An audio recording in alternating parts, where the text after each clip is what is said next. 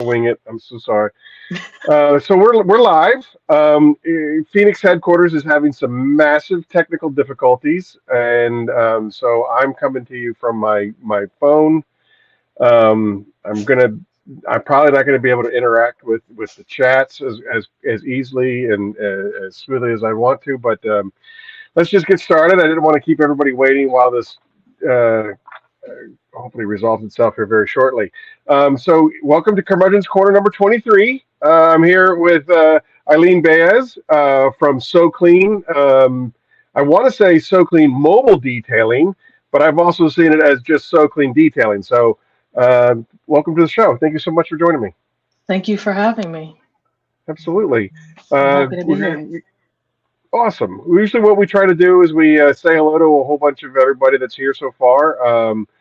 So Tim from Shine Your Light, obviously Humberto, first from Puerto Rico. He's been here since I think I posted the screenshot at 3 o'clock Since this noon. afternoon. Yeah.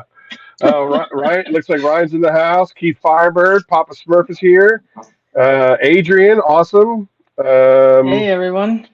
Yeah, so good. So we're usually trying to let a couple of people um, get in, come in as we don't have to start the show like immediately, but again, like I said, we're having some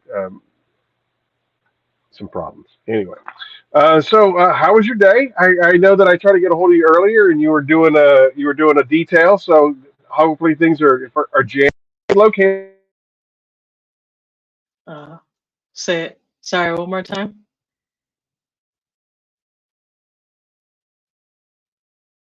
I think I lost your audio.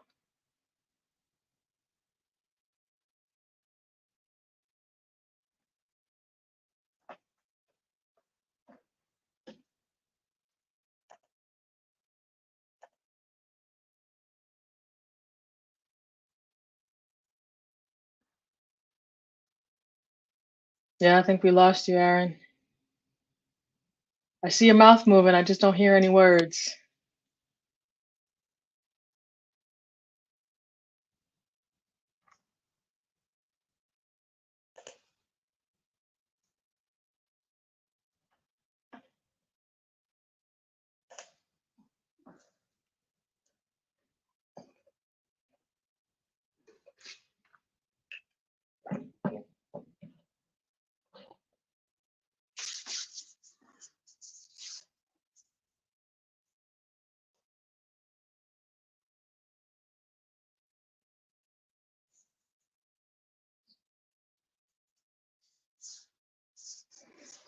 Yes, Tim, I have a Mustang. It's a 2018. I know you do too.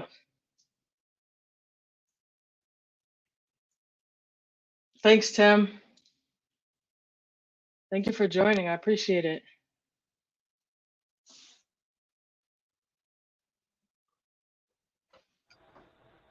All right, I There think I'm we back. go. Yes. Holy cow! I am so sorry. Um, yeah. Somebody called me, and all of a sudden I lost sound to everything. Like I said, I'm working off of my phone because my computer's down.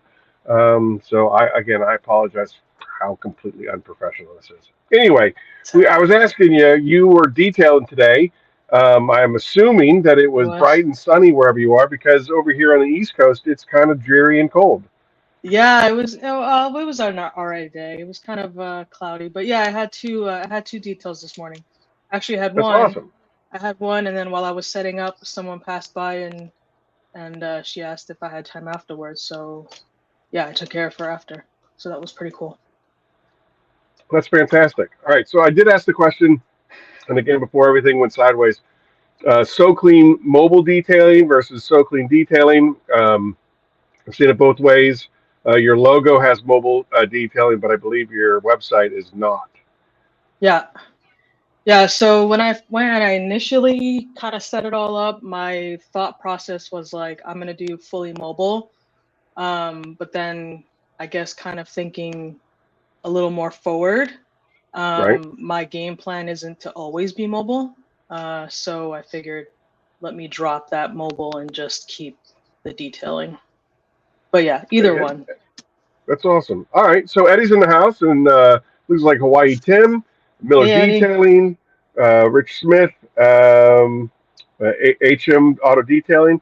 So I guess what I'd like to do when I first have someone that's new to my show, I haven't seen a whole lot of kind of get to know the person behind the business. So, Eileen, tell me a little bit about yourself. You are in 29 Palms, California?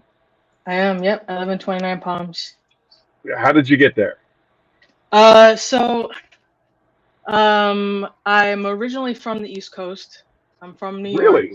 Yeah. I've lived there all my life. I mean, I've lived in Maryland for a little bit. I lived in Florida. And then my sister came out here to California to be with her then boyfriend.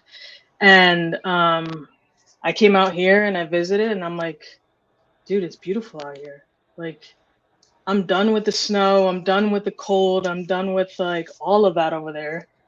I'm chasing the sun. So I came Yeah, out for here, sure. and then yeah, and then a few months later she moved back to the East Coast. So I stayed here, and I'm not following you. Sorry. Enjoy the snow. yeah, so yeah, I mean at the time I was working for like, the corporate world, and COVID happened, and I was like, hey, I don't want to live. I lived out like in SoCal area, like Irvine, Tustin area. And then I was like, I don't want to live out here anymore. I'm tired of paying like crazy rent for like a 400 square foot apartment. I have two dogs. I want them to have like space and, whatever. So then I was like, I love Joshua Tree. I'm like a big hiker. Right. And How far out from Joshua Tree National Park, correct? yeah, Yeah, that's got to yeah, be amazing. that's like 5 minutes away from where I live. So I was like, F this. I'm gonna go live out there. And so I moved out here, and I've been here for like the last 5 years. Now, from what I understand, the high desert it's a pretty unique biodome. If I'm not mistaken, my cousins, well, I should say my uncle was stationed at I want to say Andrews Air Force Base out near Victorville, Yeah, and that's high desert, considered high desert. So yeah. that biodome is really unique. It, can be really hot and really cold, and you can Oh yeah. experience like all four seasons in one day, from what I understand. Pretty much, yeah. Yeah, in And the summer it's like 120 degrees out here a few days, and it's just like unbearable. Literally, I just want to like lay out sprawled on my bed, just like I don't want to exist. I don't want to breathe because it just takes too much effort and right, it's just way too hot. And then in the winter it's like, 30 something degrees, but it's still good weather. Like it's still like, I mean, coming from the East Coast, it's not bad. Out here everyone's like 60 degrees and they're like, "Oh my God, bring out your winter yeah, gear." yeah, yeah, And for I'm like, sure. "Dude, this is nice." And when we lived in Irvine, Orange County, and it was like better go get your parka. It's 70 degrees outside. It's like what? It's like such a thing. I see people out here and they're like in like full like, gear, and I'm like in a hoodie and I'm like, it's all right. Like it's not that serious. So, what got you started? Like, out of all the professions in the universe to dive into, what got you into detailing? What was the itch that got you started in this whole thing? So when I first kind of thought about like getting into detailing, it was supposed to be just like kind of a side gig. I was like, it's a cool way to just get some extra cash. I can do it over the weekends. I was working, my regular 9 to 5 job. And I was like, I enjoy doing it from my car. So I figured, why not make some money off of it? So that's how the thought started. And then Right. I lost my job that I had, and then I was like, all right, I got to do this full force. And so that's how I ended up doing doing it full How long time. has that been? Um, it's been probably about 6 months. Oh yeah. Well, so that's Yeah, pretty. That's pretty new to the game. yeah. Yeah, I mean, Terrific. I've And always done it my entire life. It's just like now professionally. right. Yeah, Yeah, like sure. the last And 6 you months. recently you connected with Adrian Yeah, to do his ceramic install class. So that's pretty cool. yeah, it was a Um, great class. well, yeah. Can you elaborate a little bit more about him and that experience? Because we 2 weeks ago he was on the show. He was Curmudgeon's Corner 23, 22, and we announced that he's the new West Coast distributor for Phoenix E.O.D and our products. So.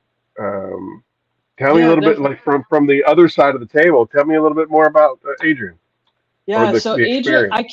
I can't even tell you because I don't even remember like what started our like connection with each other. I think it was just like reaching out to people who I felt like were really knowledgeable in the field, and I was like new, and I'm like, hey, I don't know, like I don't know what chemicals to use. I don't know what's the best stuff out there, and like I was setting up like all of my gadgets and tools, and that's how I ended up like connecting with him, and he helped me. I think the one thing I can remember is he helped me figure out like what tips to use for my pressure washer gun because I was like, it's not working for me. Anyways, so he got me into that, and that's how we started our conversations with each other. And then it was literally like family from the beginning.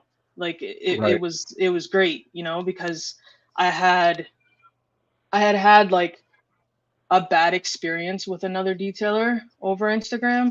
And so I Really? was a little, yeah, I was a little discouraged by that interaction. Mm, And then, so then to meet him and then Tim also, I mean, those two have been like super influential in like my whole journey so far. Because like I could message them anytime and ask any question, and they're like, stop and help. And it's been like sure. amazing. Yeah. So that's kind of the connection with Adrian. And then it's just like going back and forth. And I went to his house and we played around with some Phoenix COD products, and we did a little rotary. And then he was like, hey, I have a training. Um, for to get certified with Phoenix, and do you want to join? And I was like, yeah, absolutely. Sure. Yeah. No, I think that what to further your point, Adrian is definitely like that, and I would say that everybody in the chat right now, there's a core group of us that they all have that same mentality where it's like we want to just basically share the information, help each other out, and it's really been. I know we talk about it a lot on the program here, but just I really love this community. Yeah, This togetherness and willingness to just basically look out for each other. And, yeah, I think that's ultimately how Adrian and I connected, where it was kind of like, hey, if yeah, I understand that you're having some supply chain issues out here on the West Coast. If there's anything that I can do to help, I'd certainly love, I'll help however I can. And that's how that friendship and relationship started to grow. yeah, Um, so, yeah, um, definitely. Because like I said, I reached out to that the one detailer, and I was like, I know my process on how I detail my own personal vehicle. But obviously how you do your personal vehicle is probably not the best procedure to do when you're like making money off of it. So like how do I become more efficient? What are your procedures and processes, and like what do you start with? What do you end with? Like there's different questions that I was like I didn't really know what that process looked like or what's the most efficient way, from A to Z to do it in a way where it's not, because I could spend 6 hours on a Sunday with my car, like literally, and right, it's not even dirty. But I could figure a way to spend an entire day detailing my car. But obviously, if I want to make money, I can't do that. So yeah, I had reached out to this detailer and I was like, hey, is it all right if I, just kind of shadow you, and just see like how how you do your process, what steps you take, um, and all that. And he was like, yeah, sure. I just have to, I'm gonna have to charge you for a full detail. And I was like, all right, well, I mean, I don't want you to detail my car. I just want to like follow you along. I'll help you out. Like, you give me something to do. We'll just kind of just shoot the shit and figure it out together. And, I can pick up stuff. And he was just like, no way. He was like, no, you got to pay for a detail in order for you to like help me out. And so I was like really bummed out because I'm like, you know, I'm new, like I just want to stand around and just look over your shoulder. So so yeah, that's how I ended up connecting with Adrian. He was like, no, just come by my house anytime. Just whatever you want to do, like we'll figure it out together. And I was like, oh, like that's so refreshing, because I'm not trying to like mooch off someone. I'm just trying to learn, and if anything, being like an established detailer, I feel like that's like the ultimate respect for a newbie to come up to you and say, hey, I want to learn from you. If someone came to me and told me that, it'd be like, whoa, that's cool. Like, that means that you look up to my style or, my whatever. But he was just like, no, I got to charge you for a detail to do it. So then I was like, forget it. And then when I met That's Adrian, yeah, it that's was great. that's nuts. That is a crazy story. And I mean, like, perfect, like look I'm at not dropping a Brian. name, Eddie. Yeah, exactly. Don't do that. That's not, yeah. I'll message you later. Like Brian from Apex, like, a local legend. Everybody knows Brian from Apex.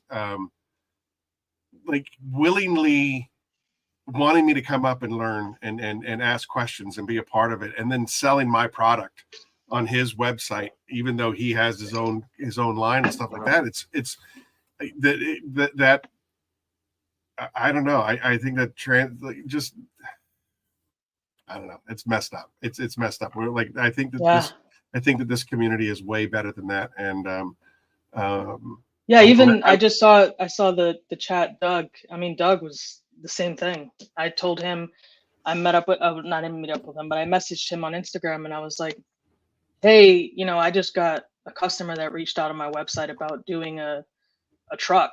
And I'm like, like a semi. And I'm like, no idea. Like, no clue. Well, like, what am I doing? What's step one? And he right, was like, yeah. And it was so cool. Like, he was like, all right, these are the questions you have. Call me immediately. And I was like, okay. I called him and he was like, these are the questions you have to ask. These are the products you want to use. And then he, continues to like message me like, hey, did that customer ever reach out to you? Or he saw that I detailed an RV and he reached out to me and we kind of like, chatted about that. So it's just great. Doug, like I said, Doug, Tim, and Adrian. I mean, those three like super helpful and like the best guys. good, Especially in after having that situation happen to me, just to sure. see those guys just like step up, and it's like no egos, no none of it, just how can I help? And it's great. So, asking you a slightly more personal question. I think you're the third woman that I've had on the show. There was I listened to a lot of different podcasts and a lot of different live streams and things of that nature. And there's a female in particular. She bangs the drum a lot about being a woman in the industry and the challenges that she has encountered because she is a woman in this predominantly male industry.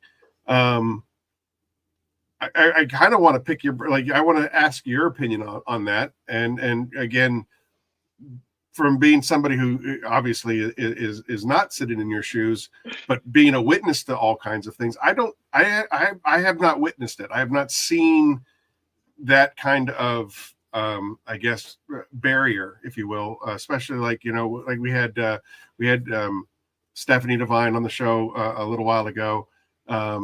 And she, from what I understand, she got the same experience that you've gotten in this community where everybody's happy to, to be a part and help and show tips and share ideas. And of course there's Chelsea from Attention to Detail, who, I consider to be an expert in the field, and that I pick her brain regularly when it comes to like product research and stuff like that. So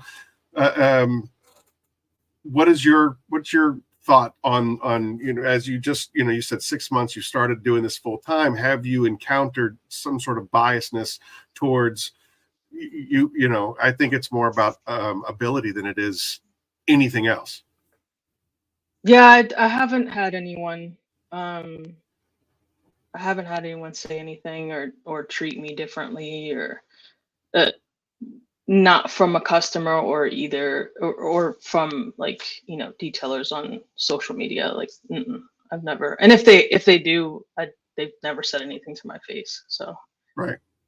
Yeah. And obviously, I mean, people are stopping you in the middle of one of your details to ask for a detail. So right. Yeah. You know what I mean? So the Yeah. proof is in the pudding. Like, you're whatever you're doing is working. So yeah. Yeah. Good. Yeah. Good. No, I haven't had anything like that. I knew the whole story. Blah blah blah blah blah. There we are. It's the super duo. All right.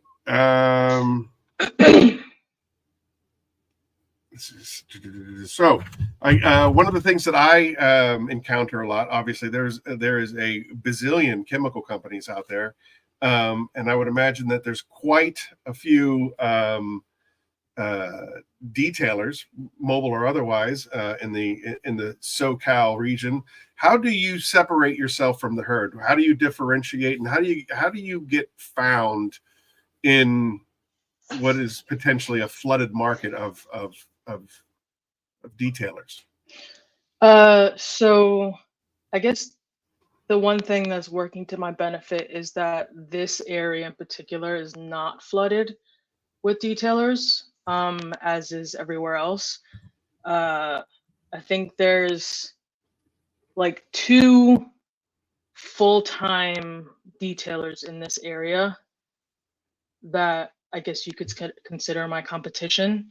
And they've been doing it for a long time, but their prices are like Astronomical.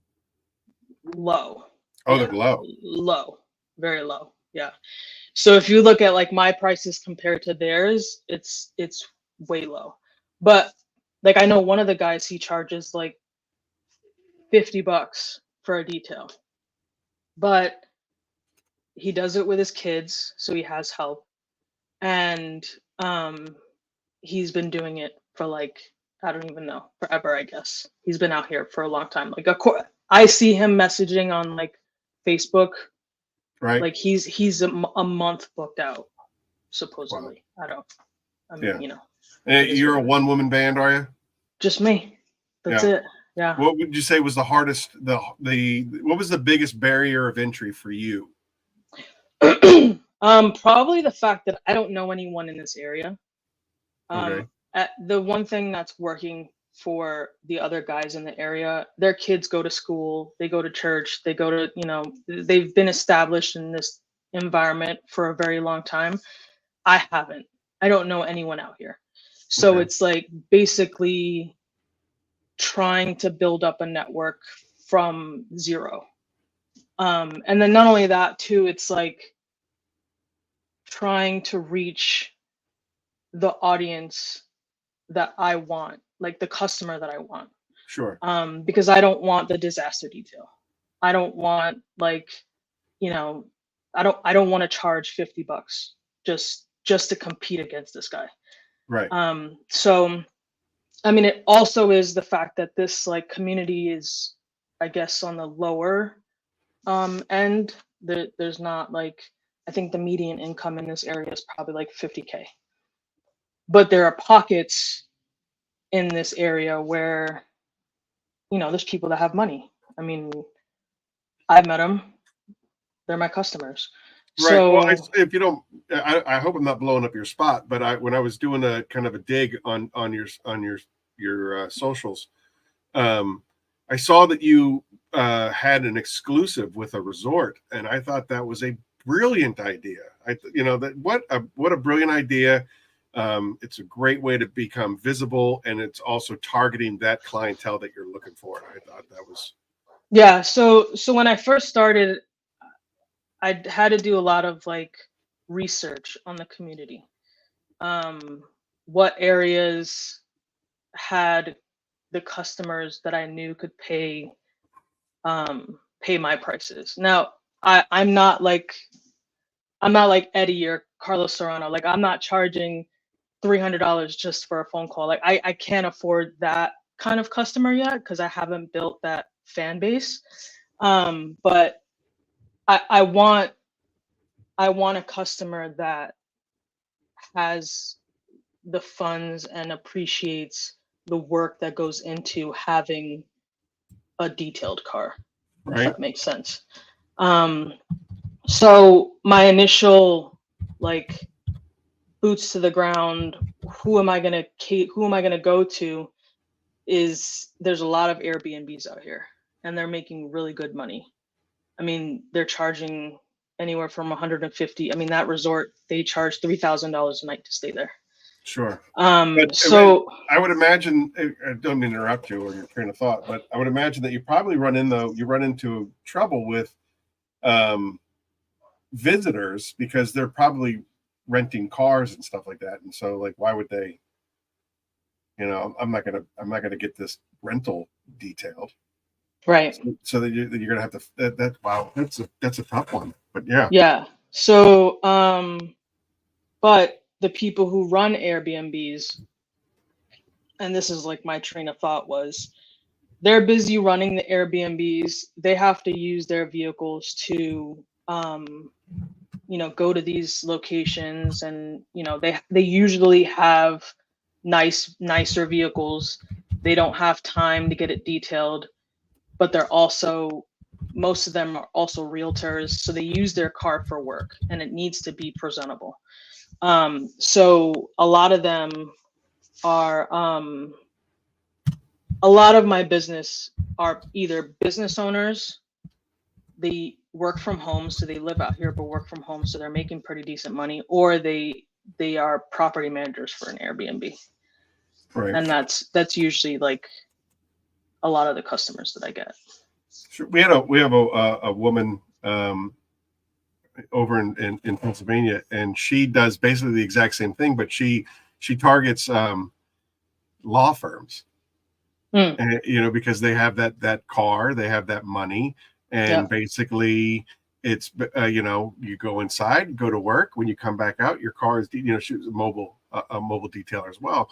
They bring in their $80,000, $120,000 car to work.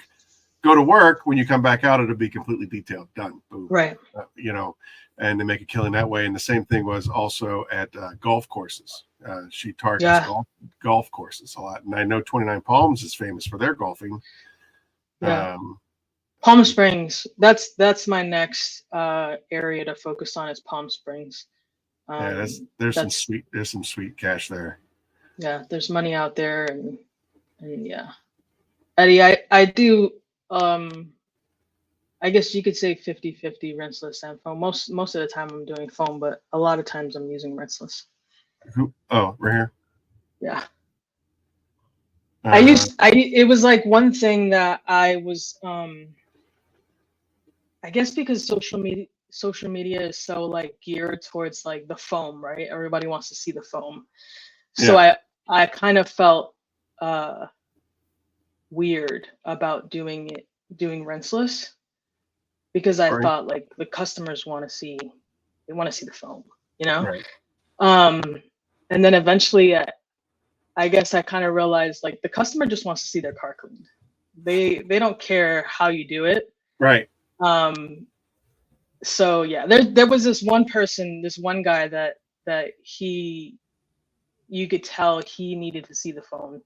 Like he wanted to see the foam. He sat out there, he was talking to me, he was asking me like, what my next steps were, and like literally just like looking over my shoulder at every single part of the process. And you could tell he got super excited about the foam. So like that's the only customer, but anyone else, they don't really care. They're just like, here's my keys, just do what you do. We've had this battle for a little while now, back and forth, and then Pan the organizer just dropped a video this morning about best foaming soaps and things of that nature. There's Stephanie Devine. Boop, boop. But it was interesting that it also spawned a whole bunch of extra other conversations. And I know, like, Doug from Detail It and I, we texted back and forth for a little while. I think that foam has its place, but I think that it also has to be it has to be utility over fashion. You know what I mean? Practicality over fashion. So like the rich mega foam that it looks like shaving cream and it sticks like shaving cream.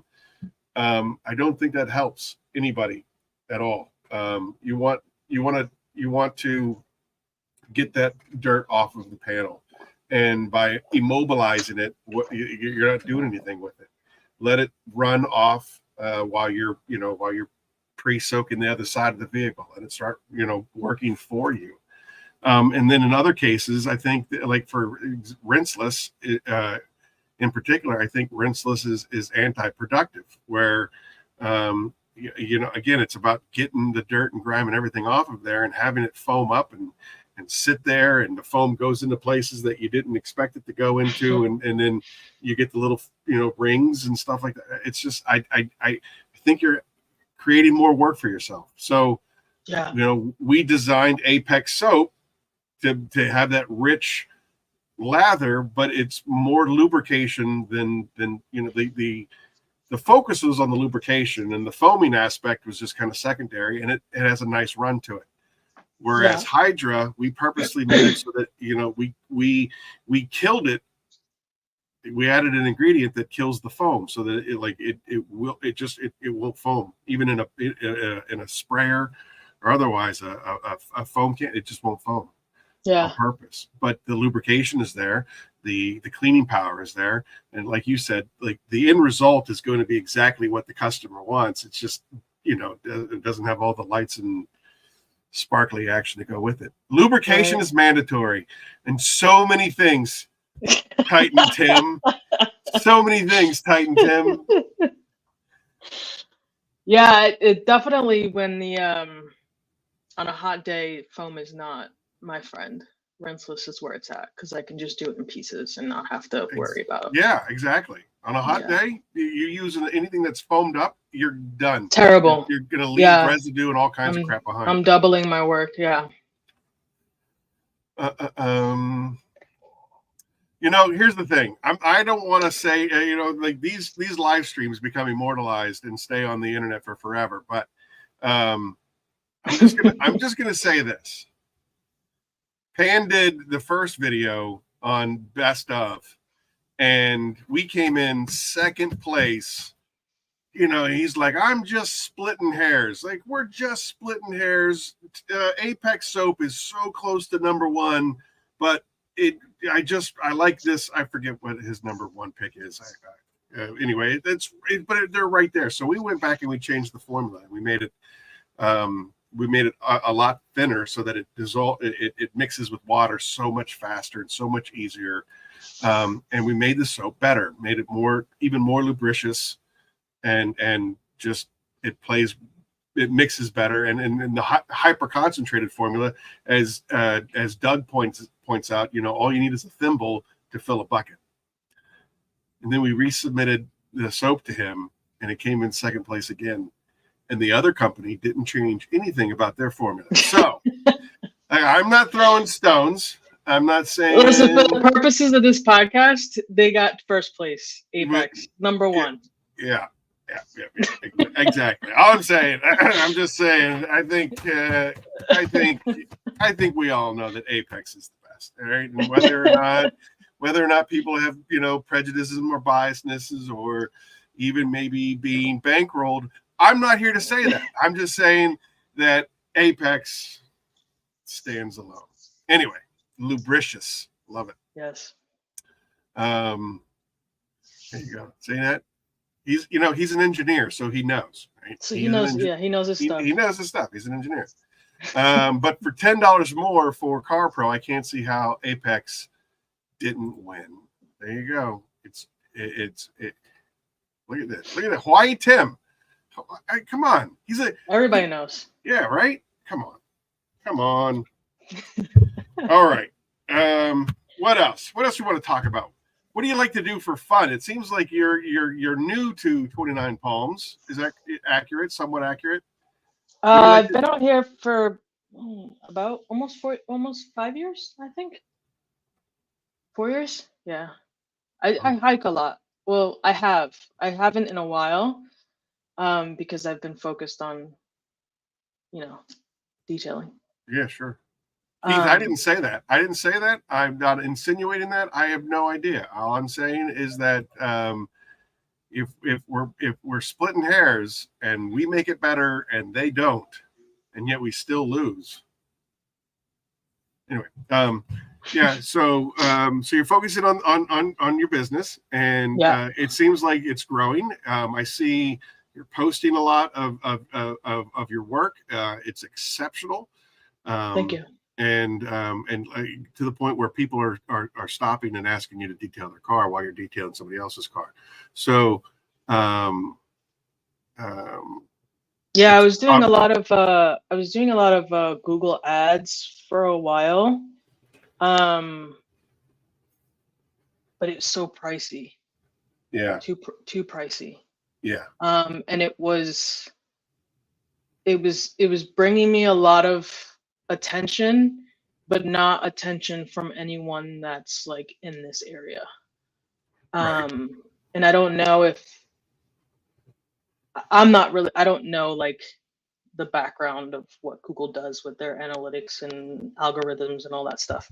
But yeah, it was bringing me a lot of visitors to my website, but it just wasn't translating into like actual business. Right. And so last month I think it was like $300-400 for ads with Google, and then I was just like, I can't do this anymore, because like every dollar counts at this point, you know. And it's like, if I take all that and I'm giving it to Google, then what am I doing, you know?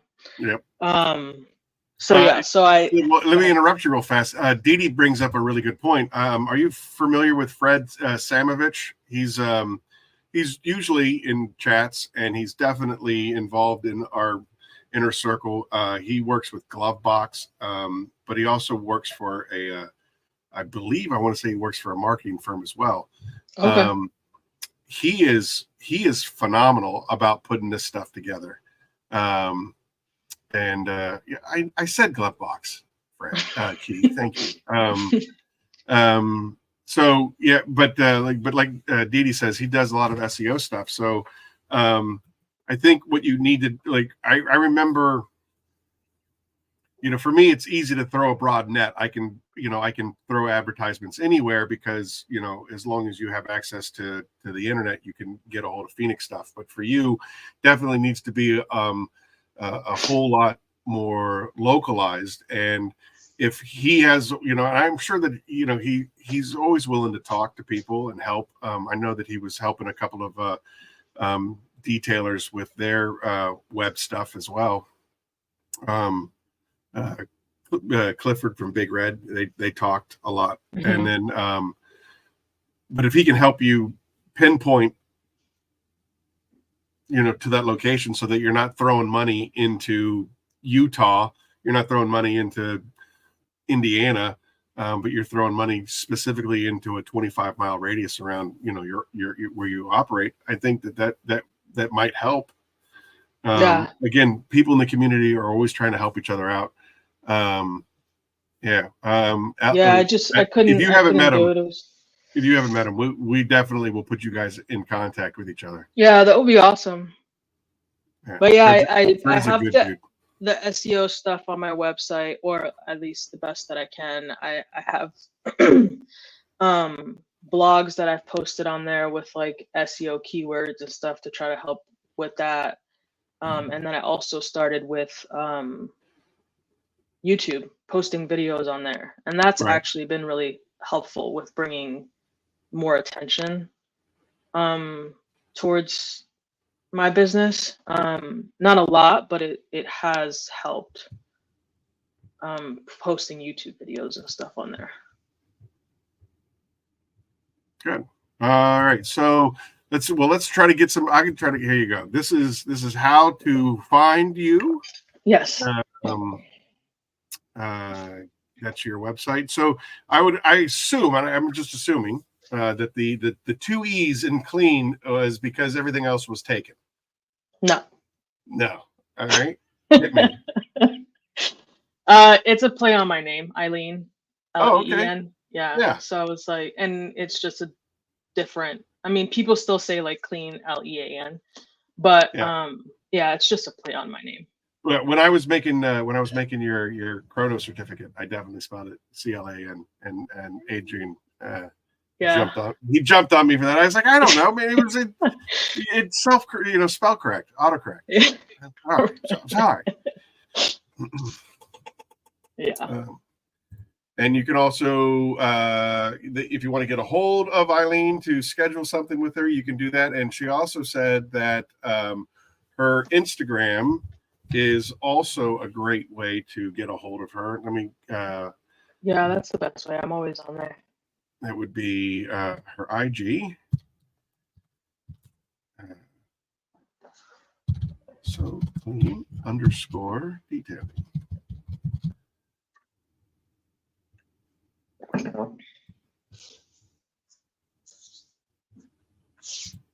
There you go.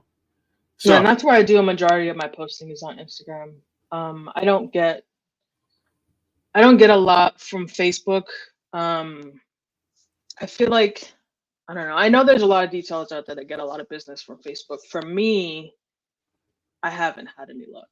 I find that Facebook helps with my search engine optimization. So like if I'm searching for earlier today when I was looking to I wanted to call you to talk about the show tonight. I did a Google search, So Cleen Detailing 29 Palms, and the Facebook comes up, and then also your website comes up and all that other stuff. I just find that I think you're absolutely right that I don't get a whole lot of traffic through Facebook, but it does allow someone like me to find you easier. So I think that's why it's important. Yeah, that's that. And Tim also got me on Nextdoor, so I'm on Nextdoor. I've actually gotten a few customers from Nextdoor, but Facebook, I just feel like, and I don't know if it's just like this area or maybe it's just like the groups that I'm following. How do I describe it? It's like hearing the inner thoughts of people walking around Walmart. It's like just awesome. Like if I was to walk into Walmart and just like have the ability to hear everyone's inner thoughts, like that's what I feel like the Facebook posts are. It's some of the things on there I'm just like, I don't even know why am I even on here? But sometimes I'll post on there and like hope for someone to just reach out to me. But a lot of the people on there are looking for like the cheapest, whoever it is out there that's like cheap. And it's not me. So, and I can't, I mean, I'm thirsty for business. I want the business. I want to get my name out there. I want to create a fan base and all that, but I can't shoot myself in the foot for, just to take that $50 detail. Sure. It's not.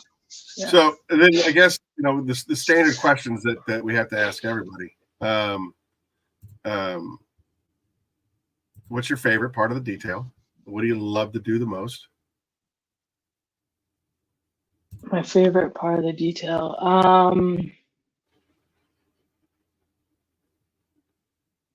I'd probably say polishing.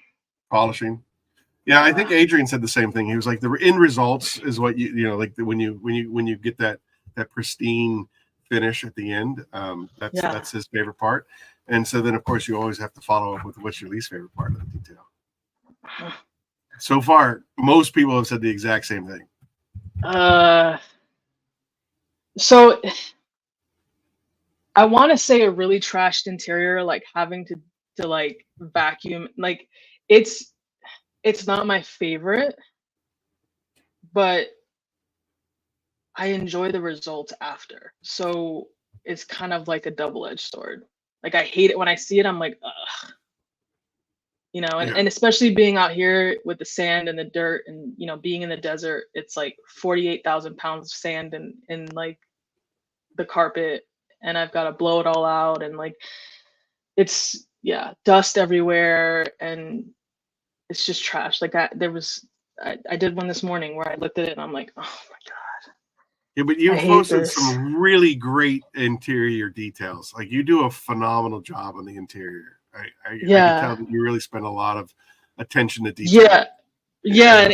And that's, I guess that's the thing about it, is that like I go into like a rabbit hole when I'm in an interior, because I'm like, it needs to be perfect. It needs to be perfect. Like I have to get this one spot, and I need to do this, and I need to do that. And then sometimes I hear Adrian in like the back of my mind, like, like you can't, it's not going to be perfect. Like you can't do it. Like it's not, I mean, you could do it, but I mean,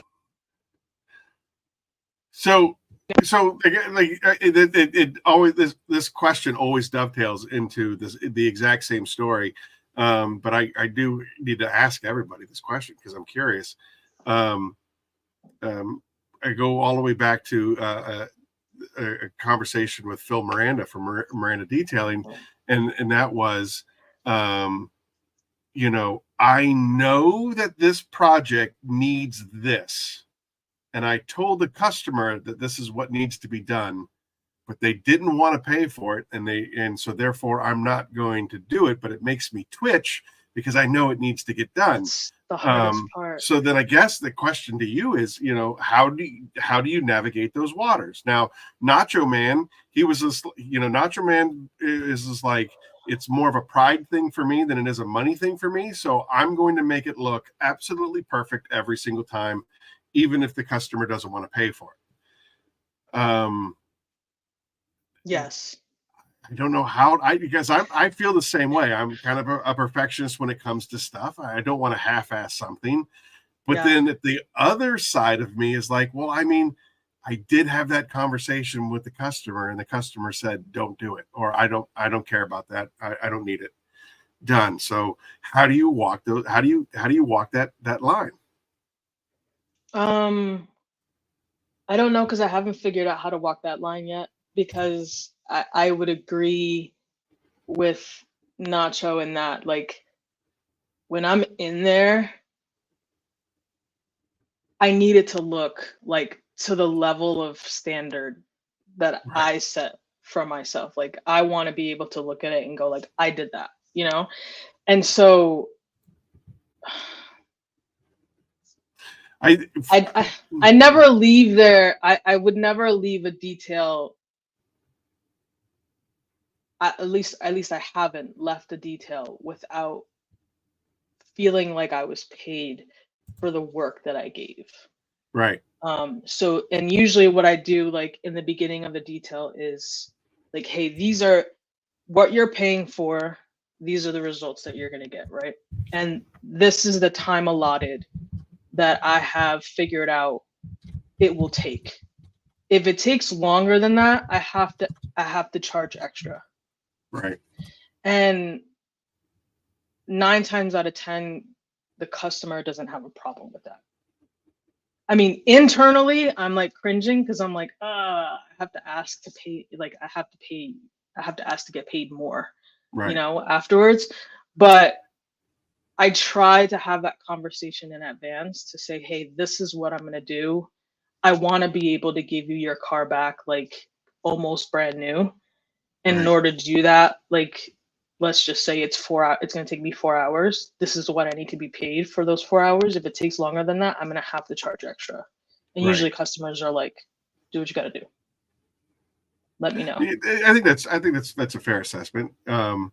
You know, at the same time, again, being, you know, playing the devil's advocate here, being new to the game, you know, Phoenix is still less than 3 years old, and you just now starting to do this full time as you know, as your primary source of income. it's also a billboard. It's also a walking billboard, right? So, you don't want, even though you and your customer had this conversation, you didn't have this conversation with the rest of the world. And they were just like, oh, I had my car detailed by, So Cleen. And they were like, look at all these scratches that are still on it. Yeah. Do you see that customer going, oh, well, I told her I didn't want those taken out. You're like, oh, it is what it is. Is the oh, it is what it is. Sometimes you can't get it all. And then in that person's mind, they're like, well, they kind of did a half-assed job on this person's car. Right. So you definitely have to walk. It really is a threading that needle.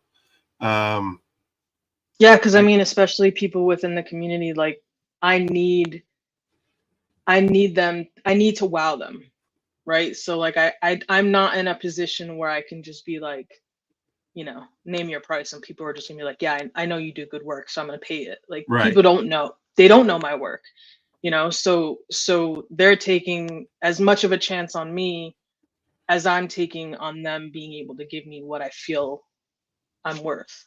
Well, if you need any referrals, they can just ask anybody in this column. They can ask me. They can ask your Instagram page. Like you are putting out incredible work. So Fred Samovich just walked into the room. Hey, Fred. And I told him that we were talking about him, and then our good friend said that. We were talking trash about him, and that we can't repeat. No. He can't repeat what we were saying about. Oh, there it is. I can't repeat what Aaron said. It's unbelievable. Oh, no. I can't believe it. The lies. HM snitches get stitches. Okay, all right. Snitches get stitches. So if saying something else, you and I are going to have a conversation, my friend.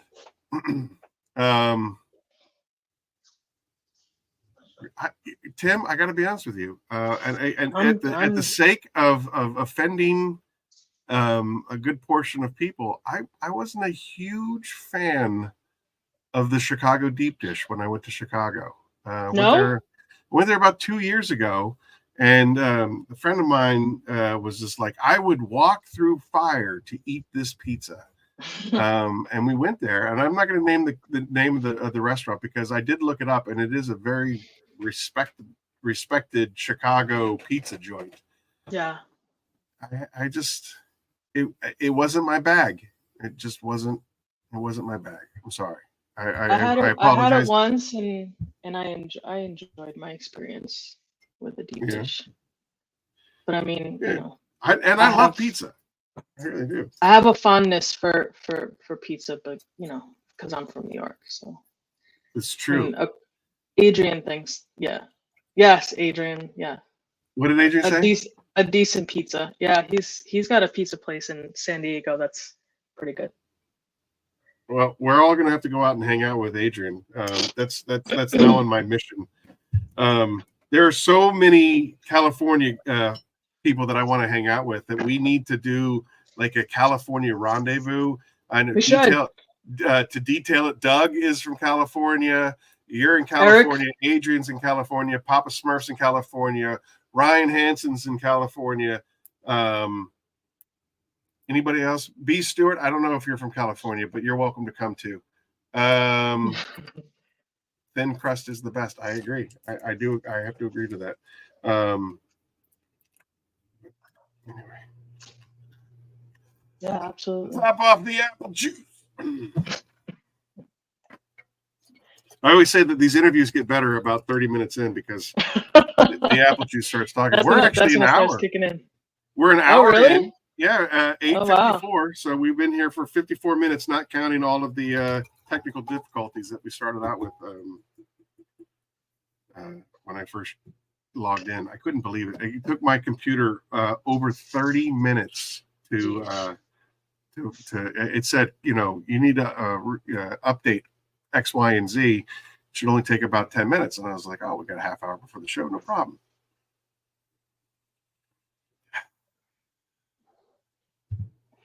Papa Smurf has been around. Just so you know, he's detailing a car He has back-to-back details. He has a detail today, he has a detail tomorrow, and he said that he'll be listening on his headset, but he won't be able to chime in as much as he'd like to. So he's been here. Yeah, we have to do like a summit in California at some point. I think we do. Yeah, definitely. You know, obviously, Hawaii Tim. You know, he apparently is a man with some resources. So maybe we could all just go to his house in Nevada. Everybody could just rendezvous in Nevada. I'm down for that. Right? I think It doesn't have to be in California. It's just all the Californians going to one particular place. Yeah, I think Vegas is like, I don't know, maybe 3 hours. It's probably the same distance between for me to go to him versus me go to Adrian in San Diego. It takes me about 3 to 4 hours. I remember when I was a kid, like I said, my dad was stationed in El Toro. I remember we drove to Las Vegas through Victorville, Barstow. At one point, I think Barstow had the world's largest McDonald's. That was like their claim to fame. Anyway, did I ask you what you like to do for fun when you're not detailing? Because I remember asking you that question, but we got sidetracked, and you said pretty much you just do detailing because you're so new to the game. I like to go hiking, so I'm trying to make more time to do that because I used to do it more frequently. I think for me, a majority of the time choosing to hike was kind of a getaway from like my work life. And now that I'm actually doing something that I enjoy, I feel less inclined to need to escape because I enjoy what I'm doing. That's good. So yeah, it's a good thing. But I do need to go out more. I'm trying to go out more to go on hikes. Okay. Because I do enjoy it. Yeah. I don't want to dig too deep if I misstep, forgive me and ignore me. But Humberto seems to know an awful lot about you. Is all I'm saying. Like, Humberto's my guy. Yeah. Oh boy, I don't know what's happening, but every time I have a question for you, it seems like Humberto's got the answer before you can even answer. He's amazing. I need to figure out how to go out there and hang out with him. In Puerto Rico? Yeah. Yeah. Humberto's a good dude. He's always been he's just a great supporter of he's awesome. Of kindness. You know what I mean? Like he supports everybody and he's always so enthusiastic for everybody. It's really great. It's great. Again, this community is so much fun to be a part of. I think that we all have like a real kind of a lighthearted attitude. We can joke with each other. There's lots of ongoing running gags that everybody knows.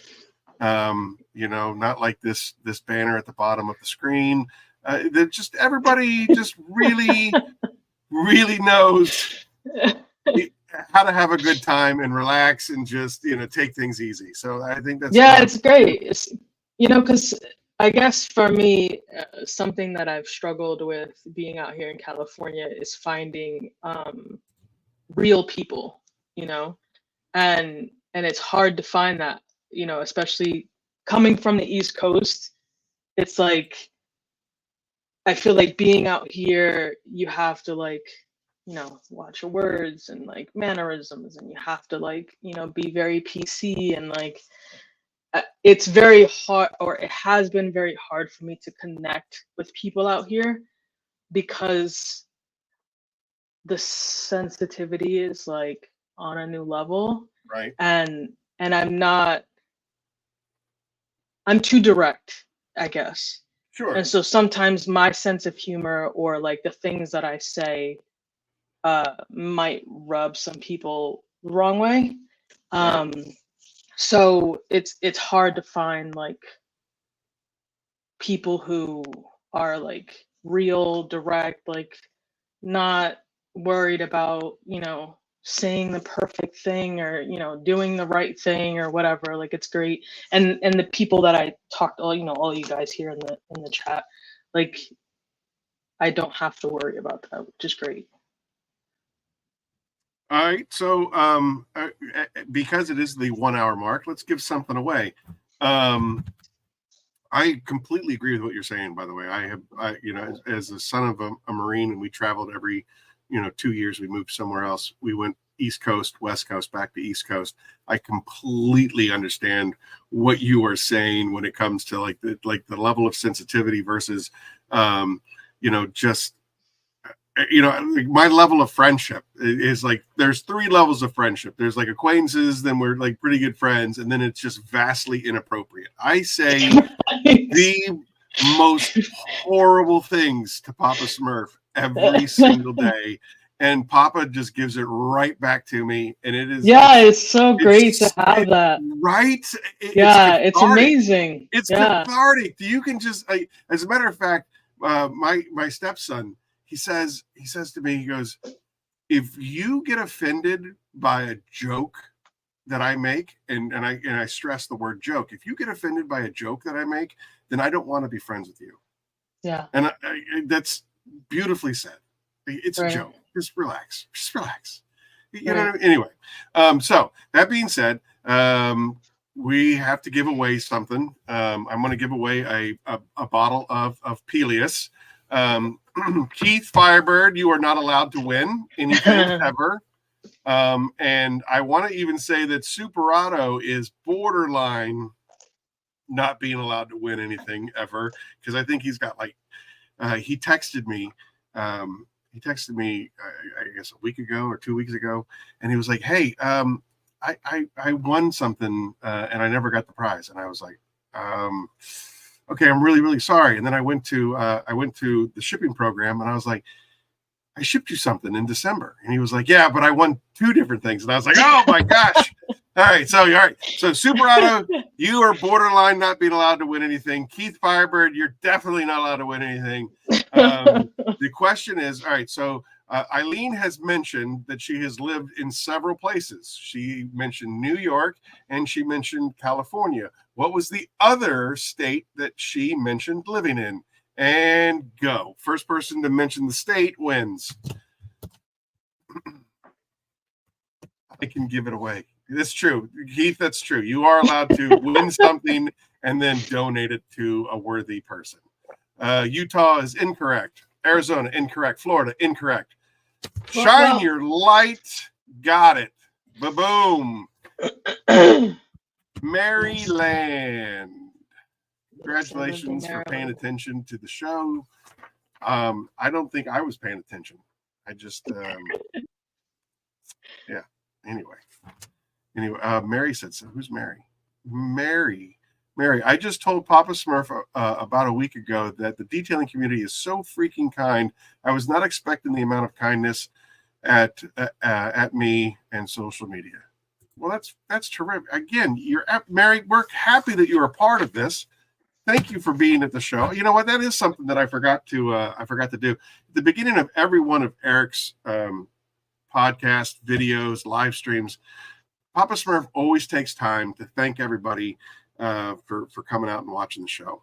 And thank you for the new subscribers. Thank you for and I think that is absolutely an extremely important aspect of the show, of any show, is that you're literally have hundreds of thousands of places that you could be on a Saturday night, and yet you hang out with Chief Curmudgeon and the wonderful guests that are so gracious with their time to come on our show. So thank you all for watching and coming out and watching, and make sure you hit that like button.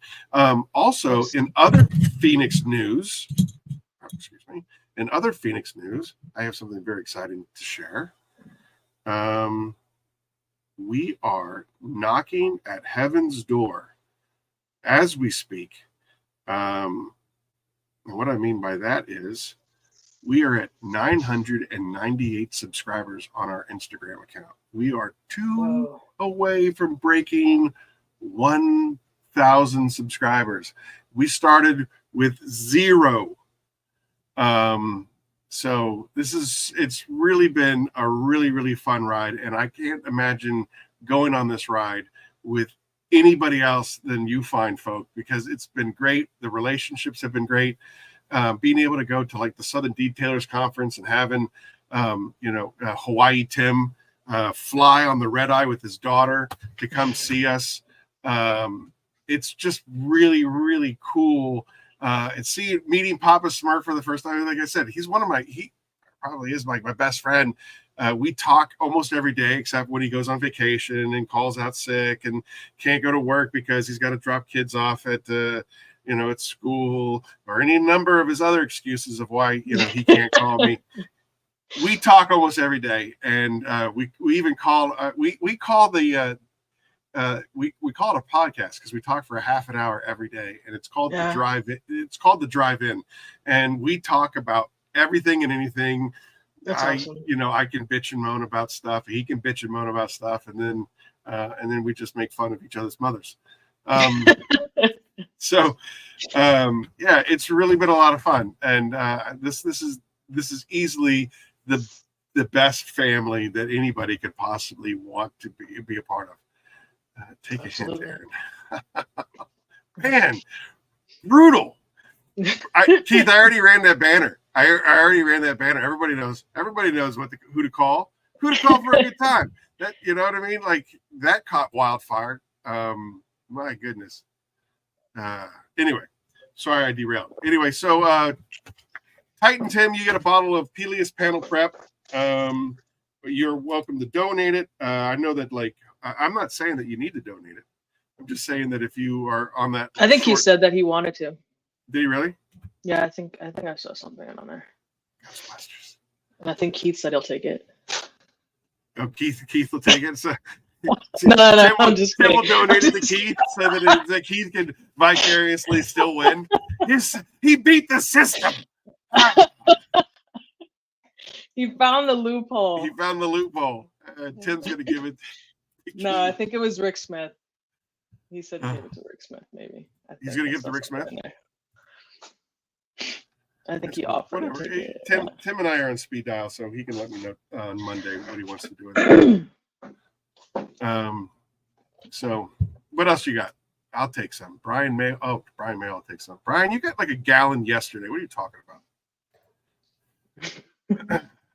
This family is all no, that is absolutely not true at all, Tim. I mean, I certainly hope that I played my part. But this family started really with the Four Horsemen, as far as I'm concerned. Yeah. Everybody's heard the Phoenix origin story 100 times, but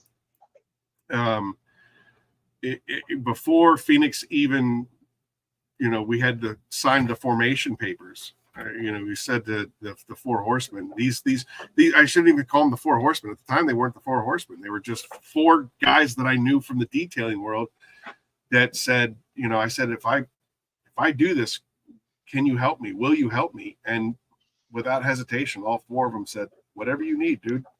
We'll give you a platform and you can preach. And like, as far as like separating myself from the herd or getting myself, a head start from a zero subscriber, nobody knew me from Adam. Right. These four guys said, whatever you want, whatever you need to do. From the very, very beginning, it has never been anything about me, but it has been a community from the start. It started with 5 guys, and it has grown into this very small but aggressively growing empire. So kudos and cheers to every one of you guys and gals and Eileen and everybody else that has got us here. Curmudgeon's Corner 23, 2.5 years later. This is such a fantastic ride. It's amazing. No one knew me from Aaron. It's true. That's right. Now, Apple Juice said it. Everything is Apple Juice's fault that's happened from here. So. 4 Horsemen in the Mustang. That's right. Yeah. So, I disagree. I don't know about that. These guys are awesome. And Fab has come out, like, again. So, I'm going to say this, just so that I can be on record as saying it. Brian from Apex, he had his own product line long before I even started Phoenix. I think he was working with Art to Shine, and he had his own product line. And his website, he allowed me to sell my products on his website, and he promoted my website. And when I asked him why he would do something like that, he said, there's plenty for everybody. So I'm going to give a very selfless plug to one of my horsemen, Fab, Automotive Detailing, Fab Detailing Supplies. He just launched his own product line. Yeah, I saw that this morning. I know that he'd been working on it for a while. He'd asked me a bunch of questions for, some direction and stuff like that. And I was happy to help him. And that's also, again, my way of paying it forward for what Brian from Apex did for me. Why wouldn't I do that for him? He's been a dear friend and a brother. So everybody, just if you haven't gotten the news yet, which you probably have because we're all in the same circles and group chats, but Fab Automotive Detailing, Fab Detailing Supplies has launched he's got a bike coating and a maintenance spray, an SiO2 maintenance spray. I believe it's Freedom ceramic coating and Bare Arms SiO2 spray. So Fab has now entered the realm of chemicals. So congratulations to him, and I wish him nothing but the best. Obviously Kronos is clearly superior in every way, shape, or form, and Titan is obviously the best. But I mean, good luck to you, Fab.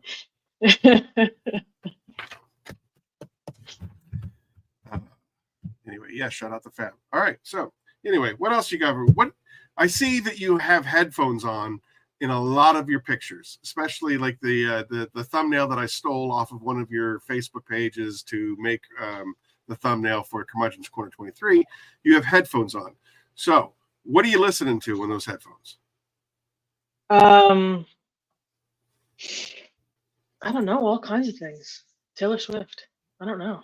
Are you a Swiftie for real? Are you a Swiftie? I knew it. I feel like that would upset you a little bit, so that's why I said it. Well, listen. No, it doesn't upset me. It doesn't upset me. I find it. Things that make you go, right? I don't. It doesn't upset me. Eric and I have this conversation a lot. I'm very eclectic when it comes to music. I love all kinds of music. I pay Pandora so that I can build my own playlists, and I have probably 19 different stations that I have built depending on whatever crazy mood that I'm in.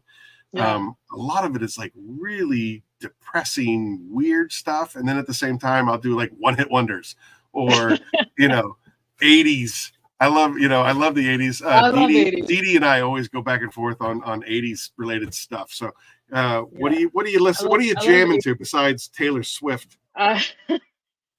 So I have Spotify. The great thing about Spotify is that they have like an AI thing built in. It's like a DJ, and so it takes all of the music that you normally listen to and it like creates this like playlist. And my music is, I don't know, man, it's everywhere. I had the pleasure of learning music through my father, and he listened to a lot of like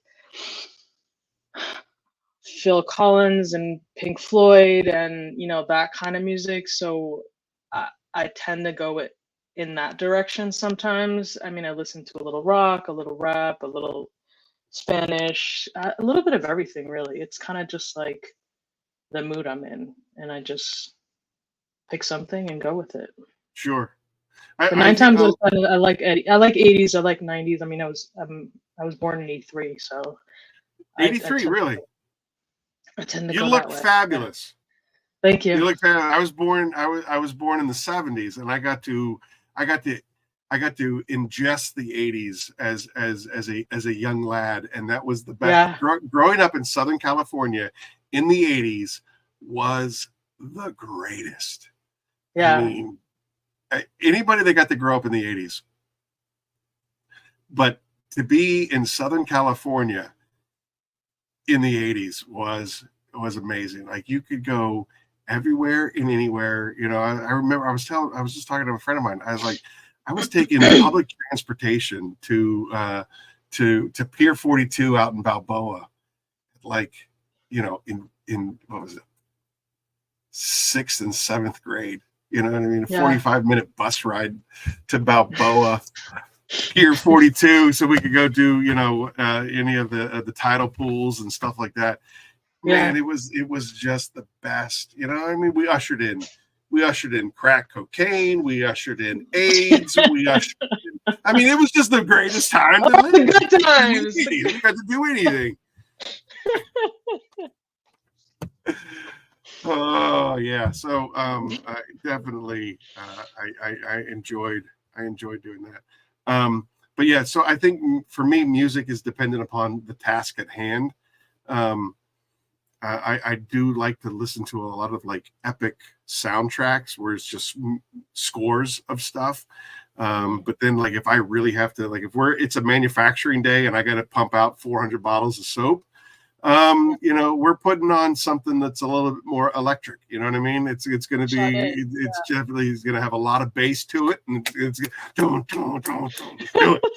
So, you know, I'm sure. Tone, exactly. I'm sure White Zombie enters the picture because we have work to do. You know, but then of course when it comes to like invoicing and billing, I'm going to need something a lot more mellow that I can think and do math. Focus, right? 1, 2 plus 2 is 4. Oh, that's exactly how I do math. It's the same thing. I'm like, no, wait, let me try again. Actually, where'd he go? Doug, if I were so brave, up in this back, you can't see it because of the green screen, but back in the back corner, I have all my yearbooks from since I was like 0. And I had, in the 80s, I had a nice high and tight flat top, you know, whoop and whoop cross. And then I was also kind of a pudgy kid. So I was a fat kid with a flat top. It's awesome. It was a great look. It's a great look to be a fat kid with a high top in the 80s in California. I was very popular with nobody. Oh, hey, there she is. Big winner from the Pay It Forward campaign. Good to see ya. Thanks for showing up. Christy. Yeah. Adrian, I believe that. I believe that 100%. He was born in the 80s with no hair. You want to talk about like just a wellspring of energy. I love hanging out with Adrian. Like he's his own White Zombie. It's great because him and I are like our personalities are like on the total opposite. Like I'm very like quiet and just like, you know, in my own little, and he's just like going and going and going, and it's great because, you know, he brings out like the excitement. Yeah, for sure. Yeah, he really does. If it doesn't exist, he's creating it, so it's great. He's so patient with me because I'm scattered in 100 different directions, and he's very business focused and linear focused. Hey, we need to work on this. We need to do this. We need to do this. And I'm like, hey, can we talk about this on Tuesday? And he's like, yeah. And when I call him on Tuesday, that same level of energy is right there. So, I mean, he's definitely, I am so grateful that he's on my team and all these other people on our team. Rick, I appreciate you coming out. Again, it's Saturday night. It's 9:00 at night on a Saturday on the East Coast anyway. 6:00 on the West Coast. And I just really appreciate you coming out and thanks, Rick. So kudos and cheers and thanks for stopping by.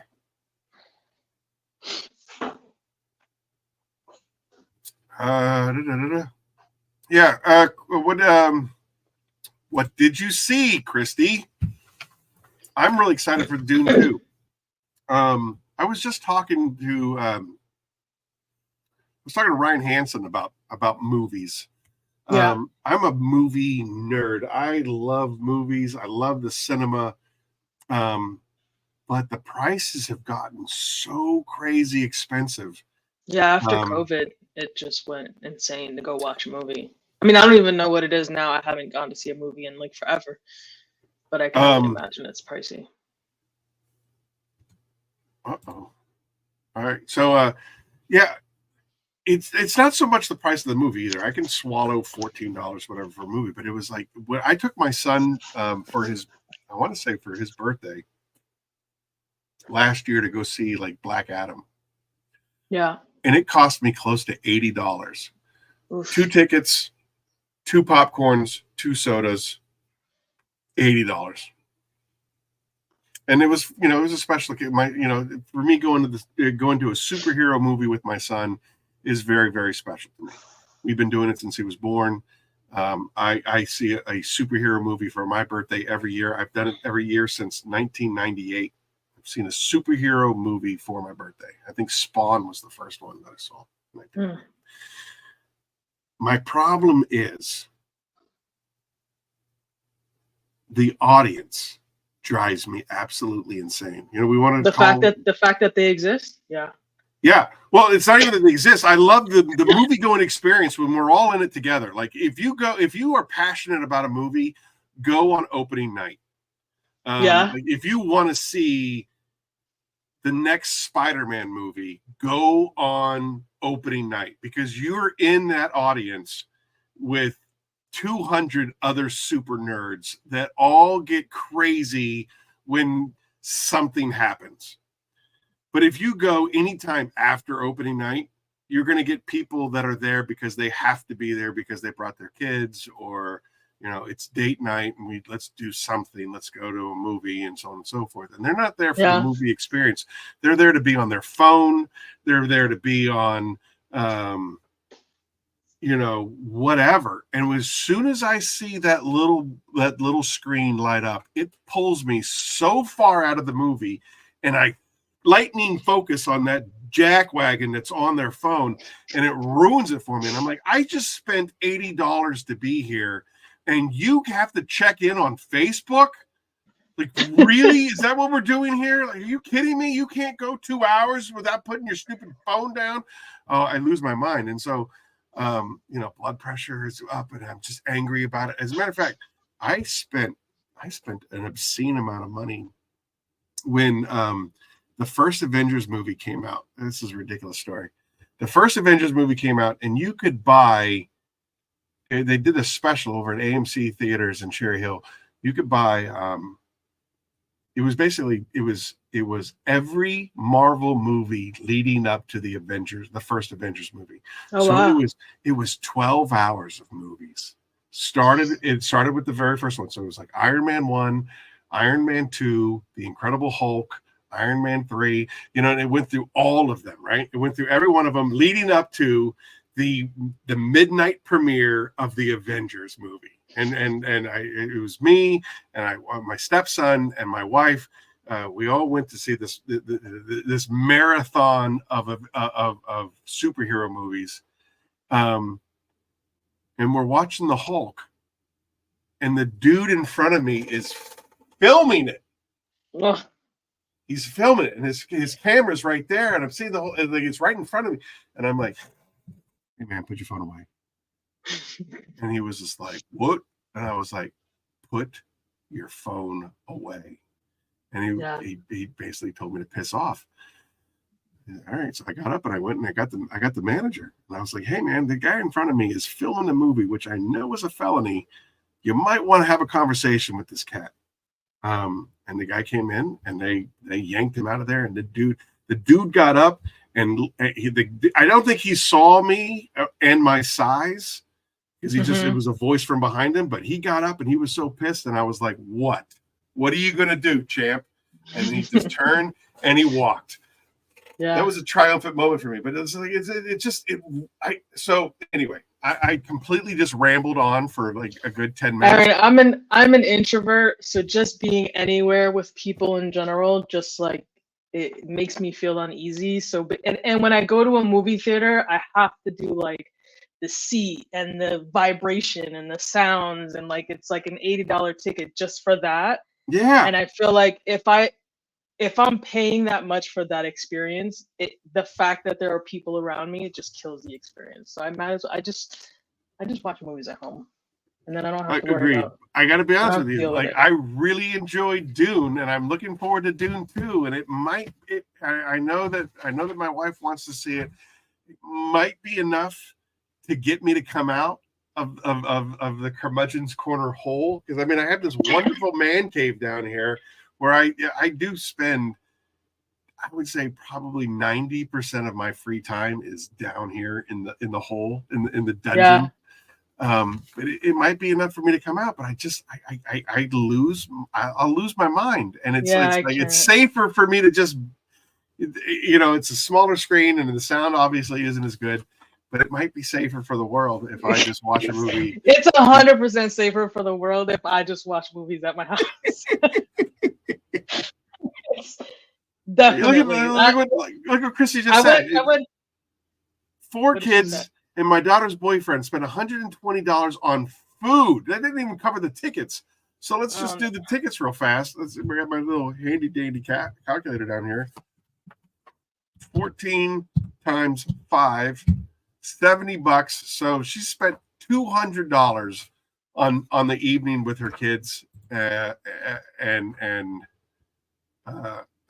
don't know. I don't know. If they could create movies where you get the experience, but you're in your own booth and you're watching the movie just like that, I'm down for it 100%. Right? I will buy tickets all day long. Yeah.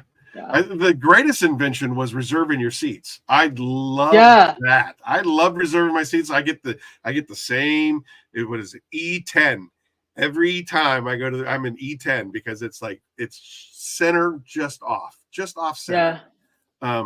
But I see that little tiny silver screen pop up, and I lose my mind, and the entire experience is just wrecked for me.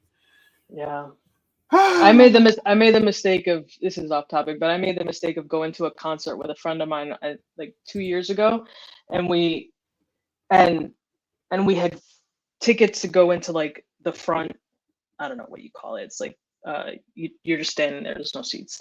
And it was a band that I really enjoy, so I was excited to go, but it was like the worst experience of my entire life, because it's the worst place to be if you don't want to be around people.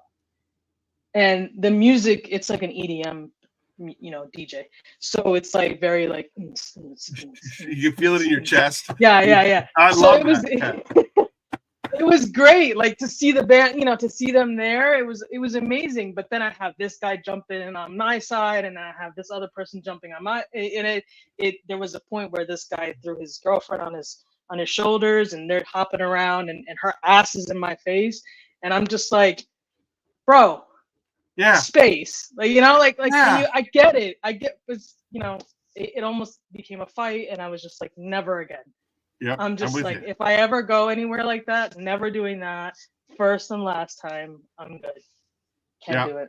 We did a Dave Matthews Band a couple of years ago, and it was the exact same thing. It was all just, it was like all lawn seating, it was an outdoor event, and it was all lawn seating, and so you could basically be anywhere at any time. There's no like front row or whatever, and people were just animals. And I was like, I am too hyper aware of what's going on around me to enjoy what I came to see, because I got all of this chaos happening, and people maybe if I made 10 years ago, 15 years ago, I don't know, 20s maybe, that would have been like amazing. I went to an Imagine Dragons concert, and it was similar to that, and I had a blast. But I just turned 40, and I'm like, I don't have time for this. Like, I'll just listen to it. It's all right. Eileen, we are so kindred. We are so kindred. I am enjoying. I don't know how anybody else in the chat room feels, but I am enjoying this thoroughly. Like, we kindred spirits. Yeah, I'm the same way. I once upon a time, we used to go and see Lords of Acid all the time. That's a show. Rich Smith, appreciate you. Good night, Rich. Appreciate you coming out and watching us. So Lords of Acid, anybody want to go and look that band up? you're welcome to it. When I was an art student in Pittsburgh. You want to talk about mayhem and carnage? Go to a Lords of Acid concert. They got girls spewing fire over the crowd. Fire eaters and stuff like this. It is wild. And I remember that was those were great concerts. Today, I would probably lock the door and hope that they all burn down. there's no way. That's like going to like Burning Man or Coachella out here. I'm like, no, thank you. There's a morning zoo radio program out here, WMMR, and their midday guy, Pierre Robert, which I think is a weird name, but anyway, Pierre Robert. He said that he went to the most recent Burning Man thing, where apparently I guess it rained beforehand, and so it was just like everybody. Oh, it was a disaster. Yeah, that's what they said, and they were like in knee deep in mud, and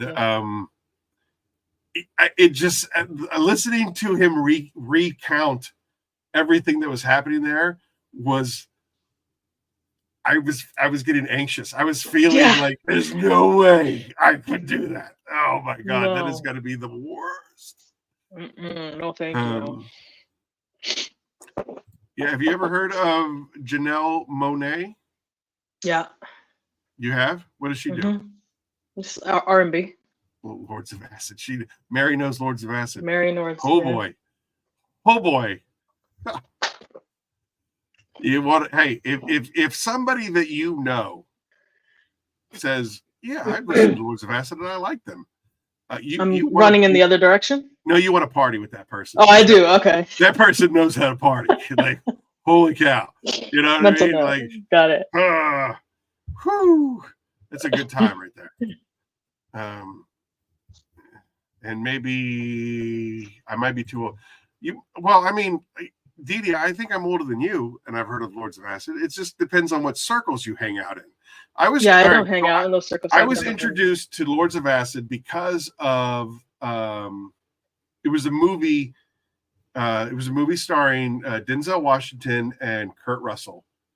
Not Kurt Russell. Excuse me. Russell Crowe. Excuse me. Russell Crowe. So Denzel Washington, Russell Crowe.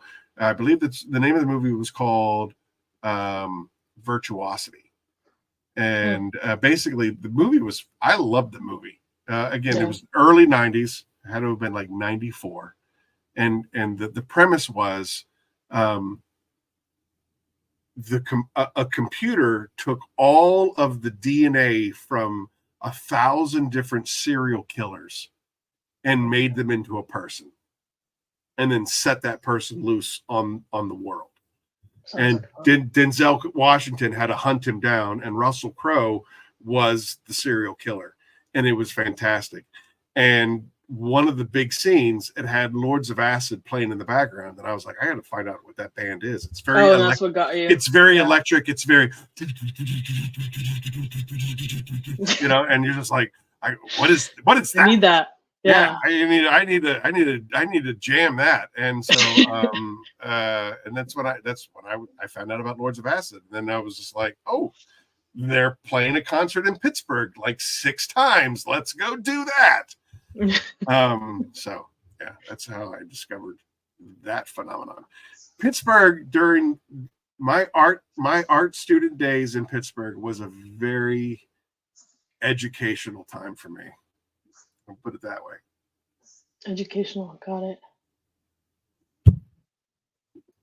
Check out the movie First Kind. What kind of movies do you like? I like action movies. Anything with action. What's your top 5?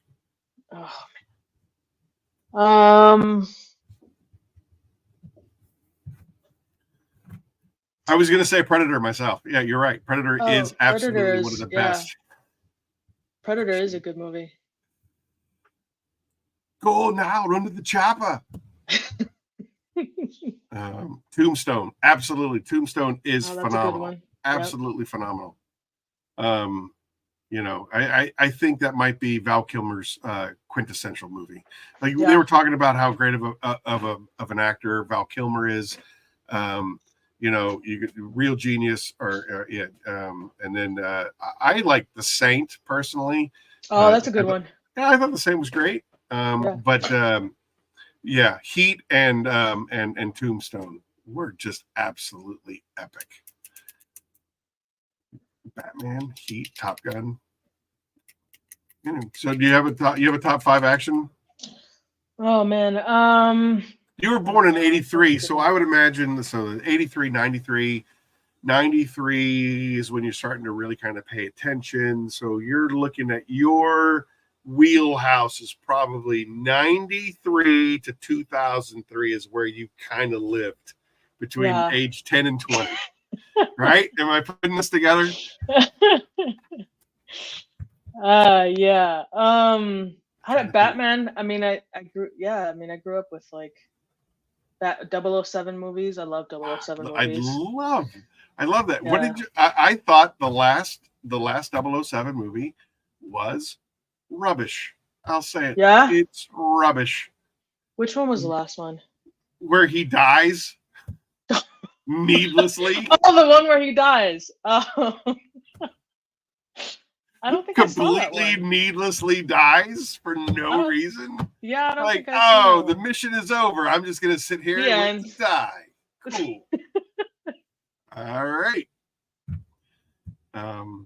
Yeah, it wasn't Skyfall. What was the last Bond movie? It wasn't Skyfall, but it was the next one after Skyfall. Yeah, I don't think I've seen that one. I mean, like I said, I haven't been to the movie theater, so if it's not on Netflix or Max or any of the apps, I haven't seen it. I saw, speaking of action movies, I saw a trailer today that I actually just showed a friend to stop by the warehouse today. It's called 2 Weeks to Live. And it's playing on HBO Max. And I want to watch it. I think that's going to be the next thing that I try to tackle. 2 Weeks to Live. 2 Weeks to Live. It stars Arya Stark from Game of Thrones. I don't know what the actress's name is. I apologize. I don't mean to do any disservice to her, but I don't know what her name is, so I'm just going to call her Arya Stark. It stars her, and from everything that I've gathered, she was raised in a very seclusive, almost like off the reservation kind of raising. Like she was secluded in like a cabin out in the middle of the woods kind of raising, and somebody came along and killed her father, and so now she's going out to get revenge. She's got 2 weeks to live, and she's going to gain. If you have 2 weeks to live, what would you do? And it was, I'm doing some damage. Yeah, I'm going to go find the guy that killed my dad and kill him. And it's got a lot of humor in it. It's got a lot of violence in it. And just from the trailer alone, I'm just speaking from the trailer alone, I think that's where I'm going to set my sights. So it's on HBO Max. And yeah, I got to check it out. Yeah, let's check it out. Let's check it out. 2 Weeks to Live. Good. Best Christmas movie, Die Hard. You know, Humberto, I put that on my Instagram. Die Hard is a Christmas movie, and I will fight anyone that says otherwise. I will. Oh, he said it's called No Time to Die, Eric. No Time to Die is the last Bond movie. That's correct. The last Bond movie. Yeah, I have to see. I haven't seen that one. It's terrible. Don't. Okay. You gave it up already. If you love the character, don't do it. They do him such a disservice. It's like the same guy. Yeah, it's Daniel Craig. Yeah, for sure.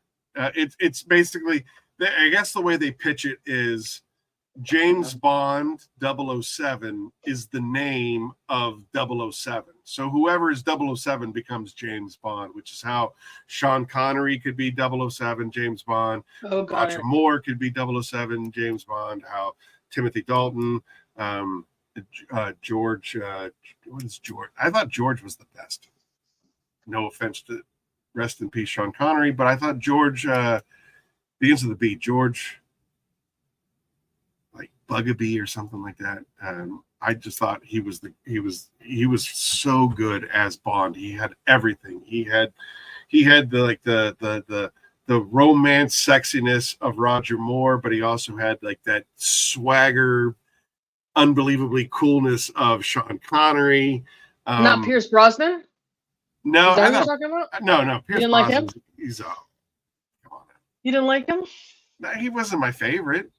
I would say, out of all of the Bonds, he's probably no, Timothy Dalton pretty sucked too. So all right. So it's George, Sean, um, um, um, um, um, Octopussy, Roger Moore. Wait, that's not true. Hold on a second. Let me rewind. Sorry, internet world. It goes George, Sean, Daniel Craig, Roger Moore, Pierce Brosnan, then Timothy Dalton. Those are the 6 in that order. But yeah. George Lazenby? Is that his name, Lazenby? Yeah. He was Lazenby, fantastic. yeah. He only got one shot He was at only it, in and he one movie, yeah. Yeah, he was only in one, and it was basically because he told the studio to go F themselves. Is what it That's how you boils do down it. to. Yeah. Yeah, they wanted him to do something that he was like, I'm not going to do that. And they're like, well, if you don't do it, you can't be Bond. And he was like, okay, then I'm not Bond. Kiss my sweet British butt. And yeah, George Lazenby. Yeah, I thought he was the best. He pulled it off so brilliantly. Now, I mean, Sean Connery is the quintessential, Bond, James Bond, at the cards table. Dr. No that set it off. Which, by the way, Dr. No wasn't even the first book. It was it was like book number 3 or something like that, as far as Ian Fleming's works are concerned. But yeah, I just think George Lazenby was my favorite Bond, followed by Sean, then Daniel Craig, then Roger Moore, then Pierce, and then Timothy Dalton at the end. I just thought Living Daylights was just terrible. It's just terrible. Yeah. Now, again, I'm saying Daniel Craig as number 3 only because I don't count the last movie, No Time to Die, because that was absolute rubbish. But I don't believe that was Daniel Craig's fault. I think what I really wanted to see from Daniel Craig was after Casino Royale, which was the first book. Casino Royale was the first Ian Fleming novel. After Casino Royale, I wanted that it looked like he was gearing up, like he was like this brutish, nothing but fists and zero refinement in Casino Royale. And I thought that would be like the turning point into him becoming the Sean Connery type James Bond. But that never happened. Like he never transitioned into suave and sophisticated. He was always just like this roguish, rough, rough, I don't live by rules kind of thing. And I always thought that was a disservice to the character of James Bond, because you have the Sean Connery version, which was basically like suave and debonair and cool and smooth. It's part of the character, yeah. Versus the Daniel Craig version, which was just, I would punch first and ask questions later. Yeah. I thought they set it up perfectly and they did nothing with it. And that's my only real critique of that series. Aliens, Mad Max. Did you watch all the Mad Maxes? I think there's 4. No. Okay. This is going to be controversial as well. I wasn't a big fan of the last one, Fury Road. It won an Oscar for whatever reason. I didn't like it. Yeah, I never got into those movies. Okay. So like Game of Thrones. I've never watched that either. Yeah. All right. Well, if you ever go back to watch it, do yourself a favor and stop at season 6. I did season 1, episode 1, and I was completely bored, and I was like, I'm good. I'm fine with like the rest of my life never watching a stupid show. I will say that I don't remember the series as far as HBO Max is concerned. but I read all the books. And I will say that the first book, A Song of Fire and Ice, is the only book in the history of me reading fantasy and sci-fi that I've ever thrown across the room.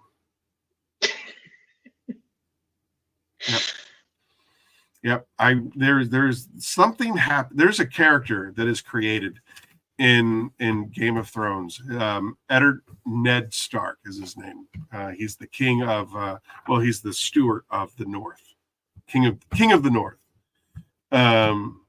Basically it's 7 kingdoms, 7 different kingdoms that are under one centralized ruler, King Baratheon.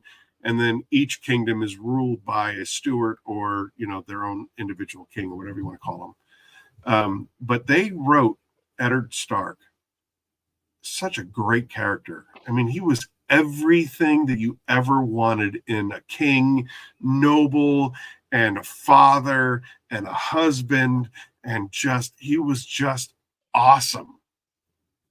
And something happens to him, and I threw the book across the room. I just screamed. I was like, no! And I threw the book across the room, and it took me probably a month to pick it up and read it and start reading again because I was so upset. It was horrible. It was horrible. But yeah, so but as far as the series is concerned, George Martin wrote up to a certain point, and then after that they started doing their own thing, which is like season 7 and 8, and it was just absolutely garbage. Absolutely garbage. Yeah, I never got into it. I was told to give it a chance, and it gets better, but I'm all right. See, that's the problem, is that it does get better, but then it becomes absolutely dog water. So you have that, you know what I mean? Like, it does get better. It's a great story. I mean, like Jamie Lannister, the story arc for Jamie Lannister is probably one of the best story arcs ever written. But then HBO says, screw that. And they just destroy it, and it ruins it. Jury Duty is really, really funny. I watched the whole thing. Jury Duty is great. It was fantastic. I haven't been paying attention to any of the comments. I'm sorry. I think they're supposed to have a new season out of Jury Duty, but I don't know if they have it out yet. Maybe. I don't know. I haven't seen it, but it was fantastic. That was great. Oh, it was amazing. Can you imagine being that one guy? No. The one guy is just like, it's great though that everyone kind of just made it work, but it's pretty hilarious. See, I haven't seen that either, The Office. Are you kidding me? No. Wow. That's like it's like a thing everyone watches, right? The problem is that, like, because of all these stupid streaming services all going into their own things now. Yeah. It is absolutely ruined, like, the watching experience, where it's like, I want to watch that, I have to get Paramount Plus. I want to watch that, I gotta buy Peacock. I want to watch that, I gotta buy Disney. I want to watch that, I gotta go and buy this. It's like everybody is grabbing their own stuff, where, like, at one point it was like Netflix, you could pretty much tune in and see anything. The Office was on Netflix and all that stuff, and you could binge all of that stuff. But yeah, nowadays, I don't necessarily understand this. Wasn't Papa Smurf one of the guys at the Oyster Club in the Police Academy movie? I've seen all the police academies, and I do remember the Oyster Club, but I don't remember Papa Smurf even remotely being at the Oyster Club. And I definitely agree with Dee Dee, where I don't think he was born yet either. So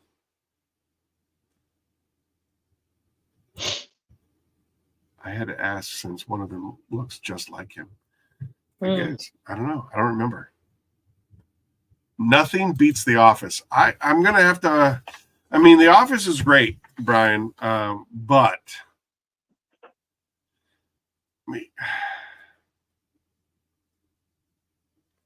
if I were to identify with a role model, I'd say Ron Swanson from Parks and Rec is probably my That's If another I show could, I heard is pretty good.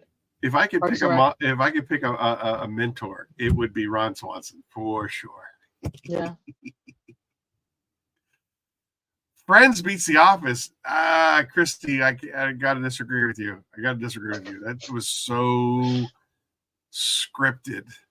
I mean, there were a lot of great. I think there were a lot of great things in the Friends, but I mean, I watched New Girl that I like to watch, but they took it away from Netflix, so I haven't got to binge it again. But New Girl. New Girl. With, what's her face? From Yeah. Elf. Yeah, I thought that was fantastic too. I enjoyed. It's a good show. Yep.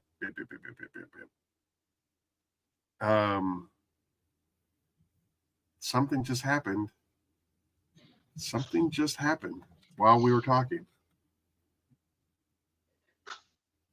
Whoa! So close. So close. Oh my gosh, that is Come on, crazy. that one person. That one person. So hey, when we hit 1,000, we're giving away some stuff, just so you know. Speaking of which, this has been a lot of fun. Thank you for being such a good sport and giving me at least 2 hours of your time. Who knows? But we are approaching the 2-hour mark, so we should probably give something else away. We like to do trivia related giveaways. Can you think of a trivia question that we should ask? Oh,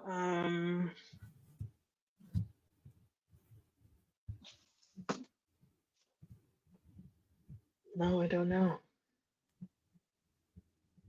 All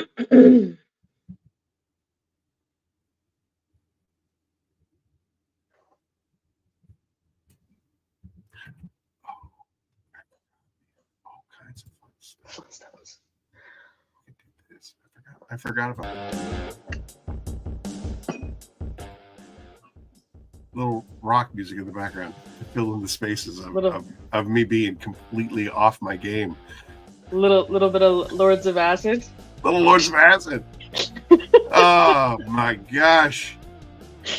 That is such a great, like, I tell you, I can't even tell you how crazy of a concert that is. That is just like, I can imagine. all right, you remember the movie Bedazzled with Brandon Fraser and Yes. Elizabeth, what's her face? Good night, Doug. Thank you. Is Doug leaving? Yeah. Oh, Doug, you're awesome, buddy. All right, so it's only 7 o'clock. What are you eating, dinner or something like that? Anyway, Night, Tim. what was I saying? Tim's leaving too? Yeah. Oh no, I think Tim is just saying goodnight to. Oh, he's just saying. Oh, okay. Yeah. Woo. I'm a little apple juiced. Sorry. if I can't hold a thought, I apologize. I know that we were talking about Lords of Acid.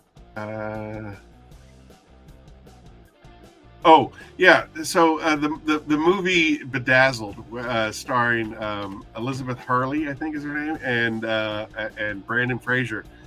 There's that scene where he goes to the nightclub to talk to the devil, and it's just people are just doing whatever it is that people do. Elizabeth Hurley, see, I got it right, yay! That's what a Lords of Acid concert is like. It's just people. Oh, he said check Instagram again. Who? What happened? Brian said check Instagram again. Congratulations. What?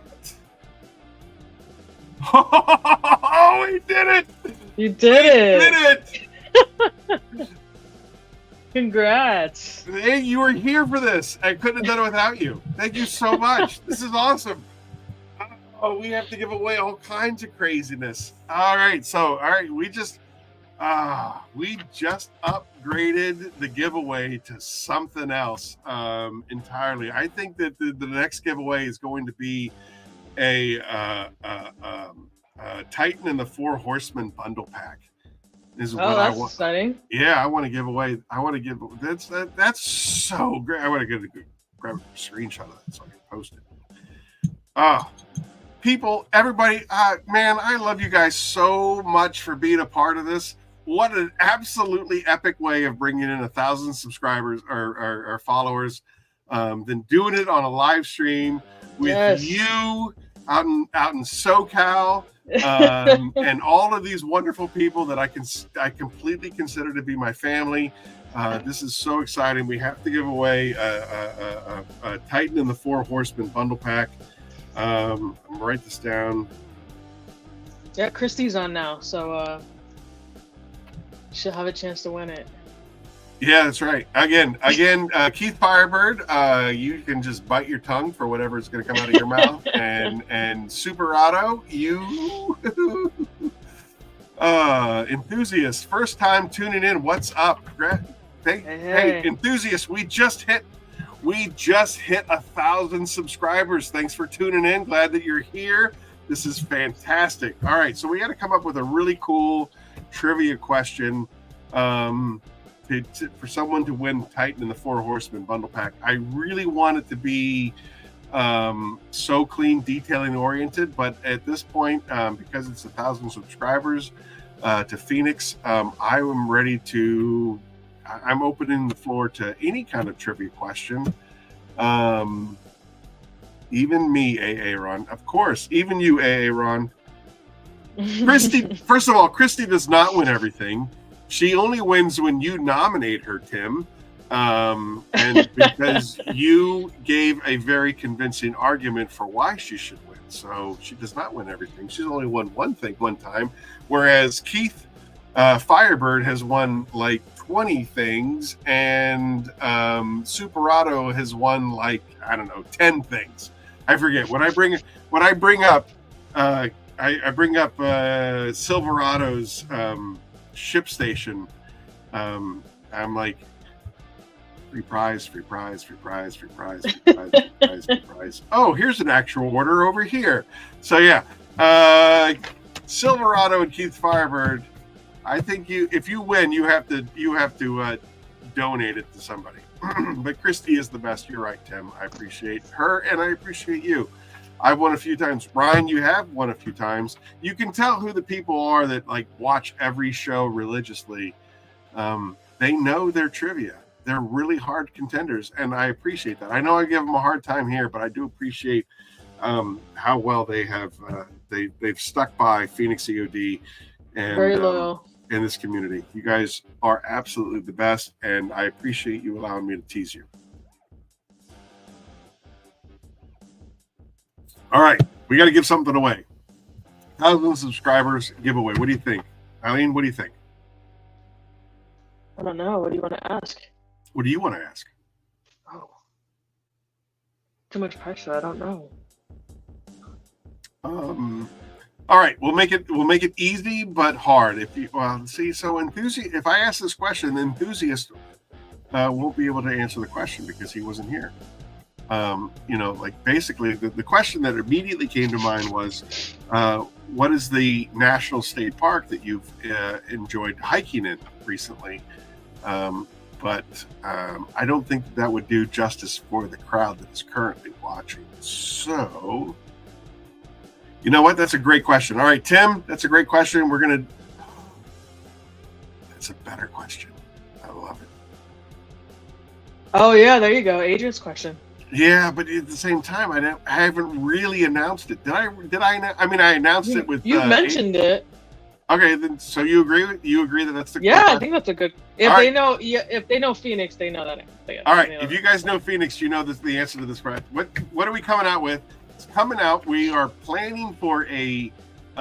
We're planning for a St. Patty's Day release. It's going to be St. Pat. Oh, Dee Dee, you don't count. You don't count because she just asked me this question today via text message. You don't count. I'm disqualifying you. Christy. She got it. Actually, I mean, TD did qualify. I mean, she did get it. I guess I got to give it to both Christy and Dee Dee.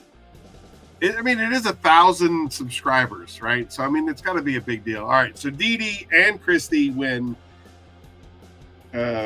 the Titan and the Four Horsemen bundle pack.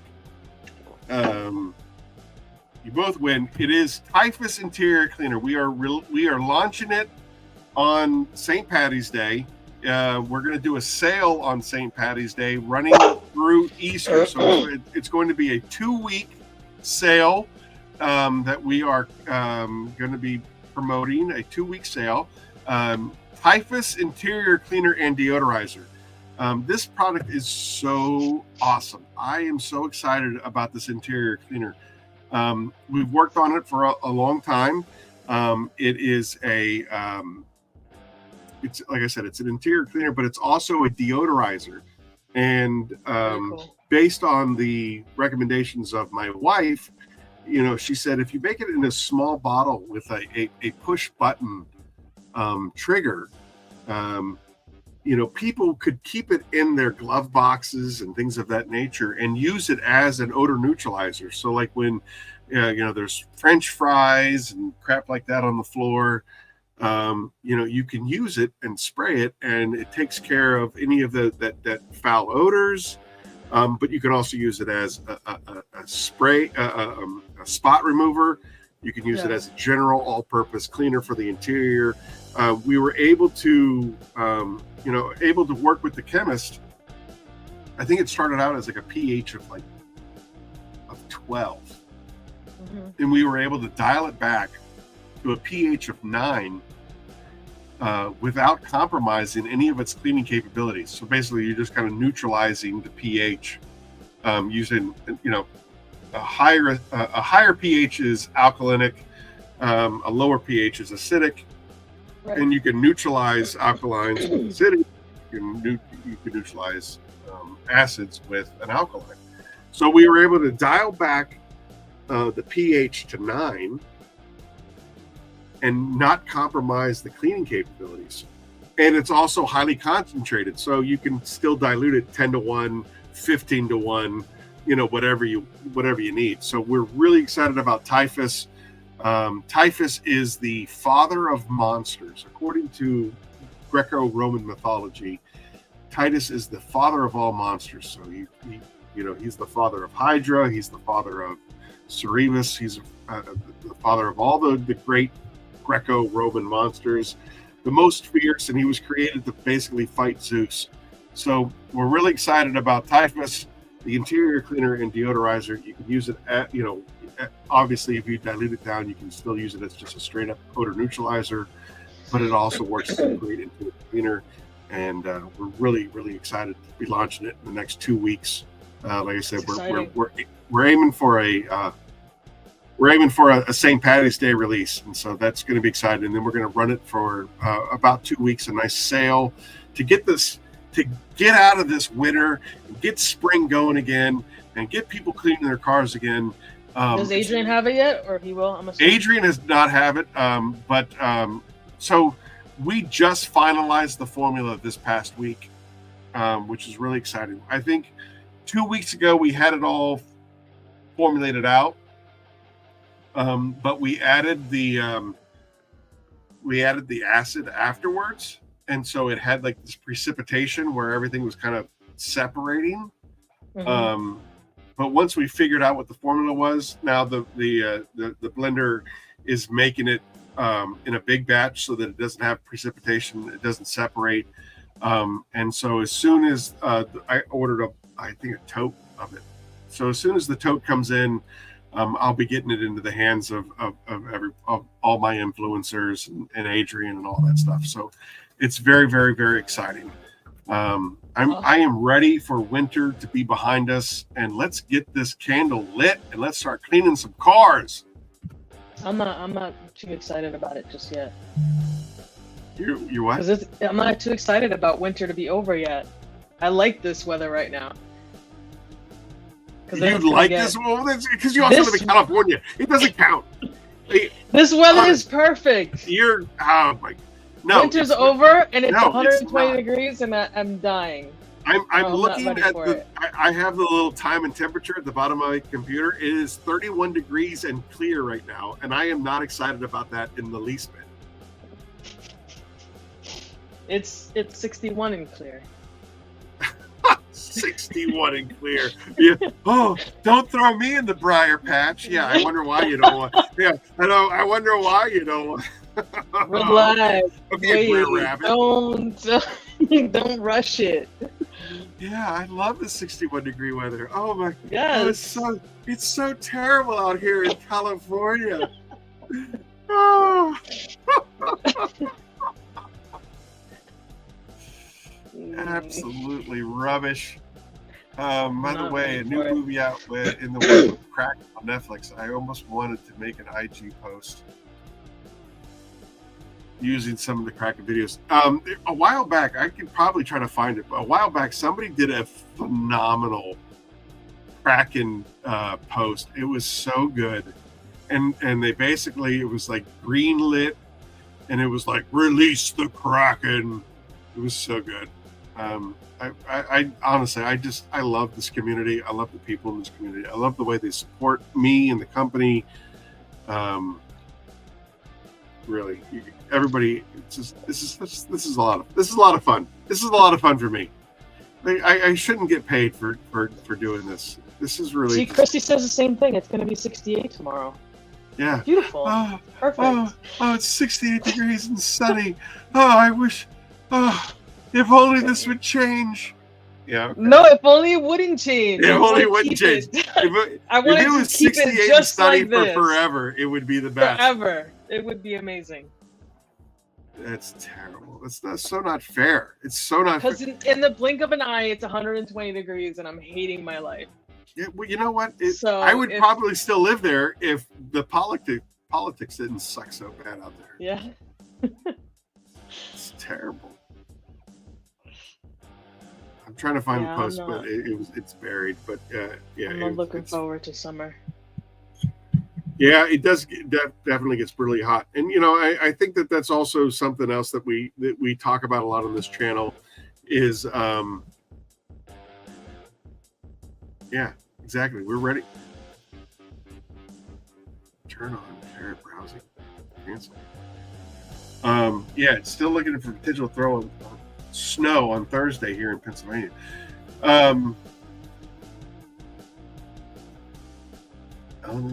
Eileen is going to have to be close. Is he out? Is he finally out?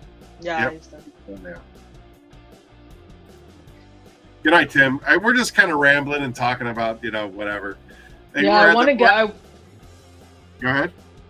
I want to try to get into like window tinting or at least PPF or like smaller areas of PPF, not like whole car, just because over the summer it's going to be insane to do details, and obviously I need to keep that business going. So like Tim asked me to reach out to Jessica Tran. I don't know if you know who she is.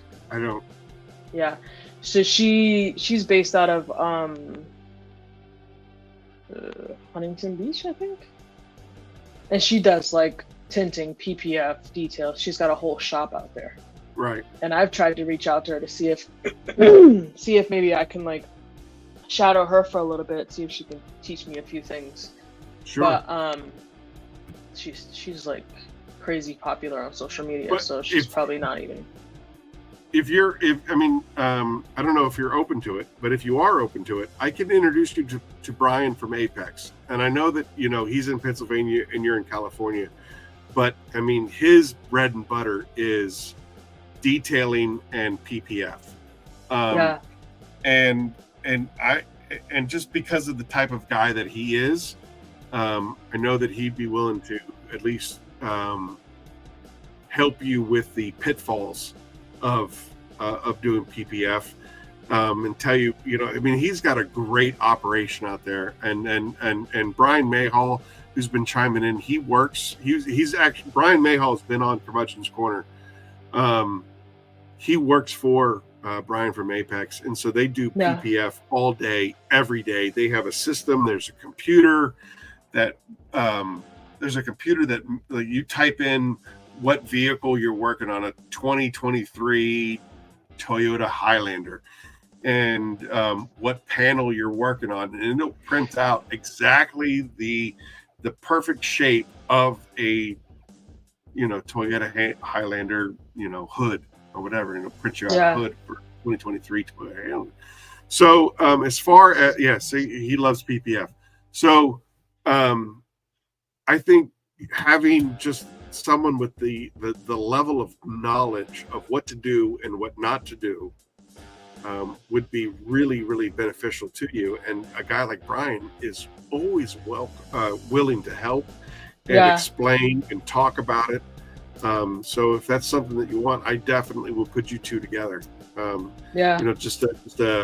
I don't have I don't have the ability to have like a plotter and all that, but I think that if I offered something on a smaller scale, like side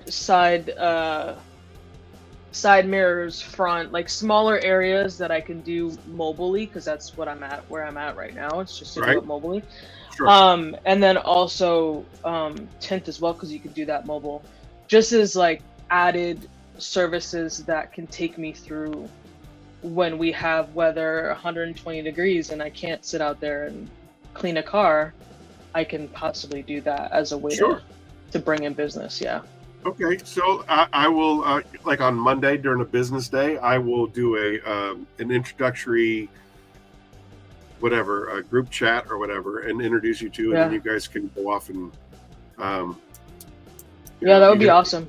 He's just, because even if I'm able to like buy product, like, because I know that you have to be like a professional.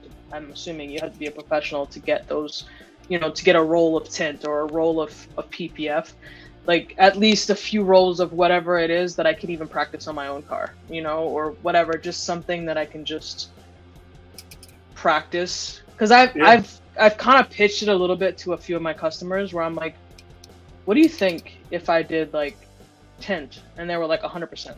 I would do it without a doubt. So I know that the business is there and there's no one around here that does it, especially mobilely. So it's something that I could definitely tap into if I can learn that skill. For sure. Absolutely. Another bullet in the gun can never hurt. I mean, for sure. I think you were spot on. And then eventually I'd like for you to, I have zero idea of where you plan on being in 5 years or whatnot, but a brick and mortar. Absolutely. I would love to have like a detail studio where I could do like, PPF, I could do tint, obviously full detail, ceramic, all that stuff, but then also create it as a way for like the community to spend time there. For sure. And have like booths where people can come in and do their, wash their own vehicles, because we get a lot of off-road like trucks and all that, where they can come and just wash their own car. You know what I mean? Have a little area for like people who work from home. They have a spot where they can sit down, work on their little stuff while we're taking care of their car. Well, I pledge to you in front of these 14 individuals that are still hanging out with us. I pledge to you that I will help you however I can to help you achieve that goal. Appreciate it. There's no reason in the universe that you can't be the apex auto detailing of the West Coast. Absolutely. I've been following you on all your social medias. I think that you have the energy. I think you have the drive. I think you have the desire, and I think that you have the focus. Most importantly, when it comes to small business and running a small business and and being a small business owner, it is 100% about focus. And everybody in your life has to be aware that this is the focus. Right. You know what I mean? And until we get to this point, all these sacrifices have to be made. And unfortunately, I can't go on vacations, and I can't take you on vacations, and I can't do this, and I can't do that.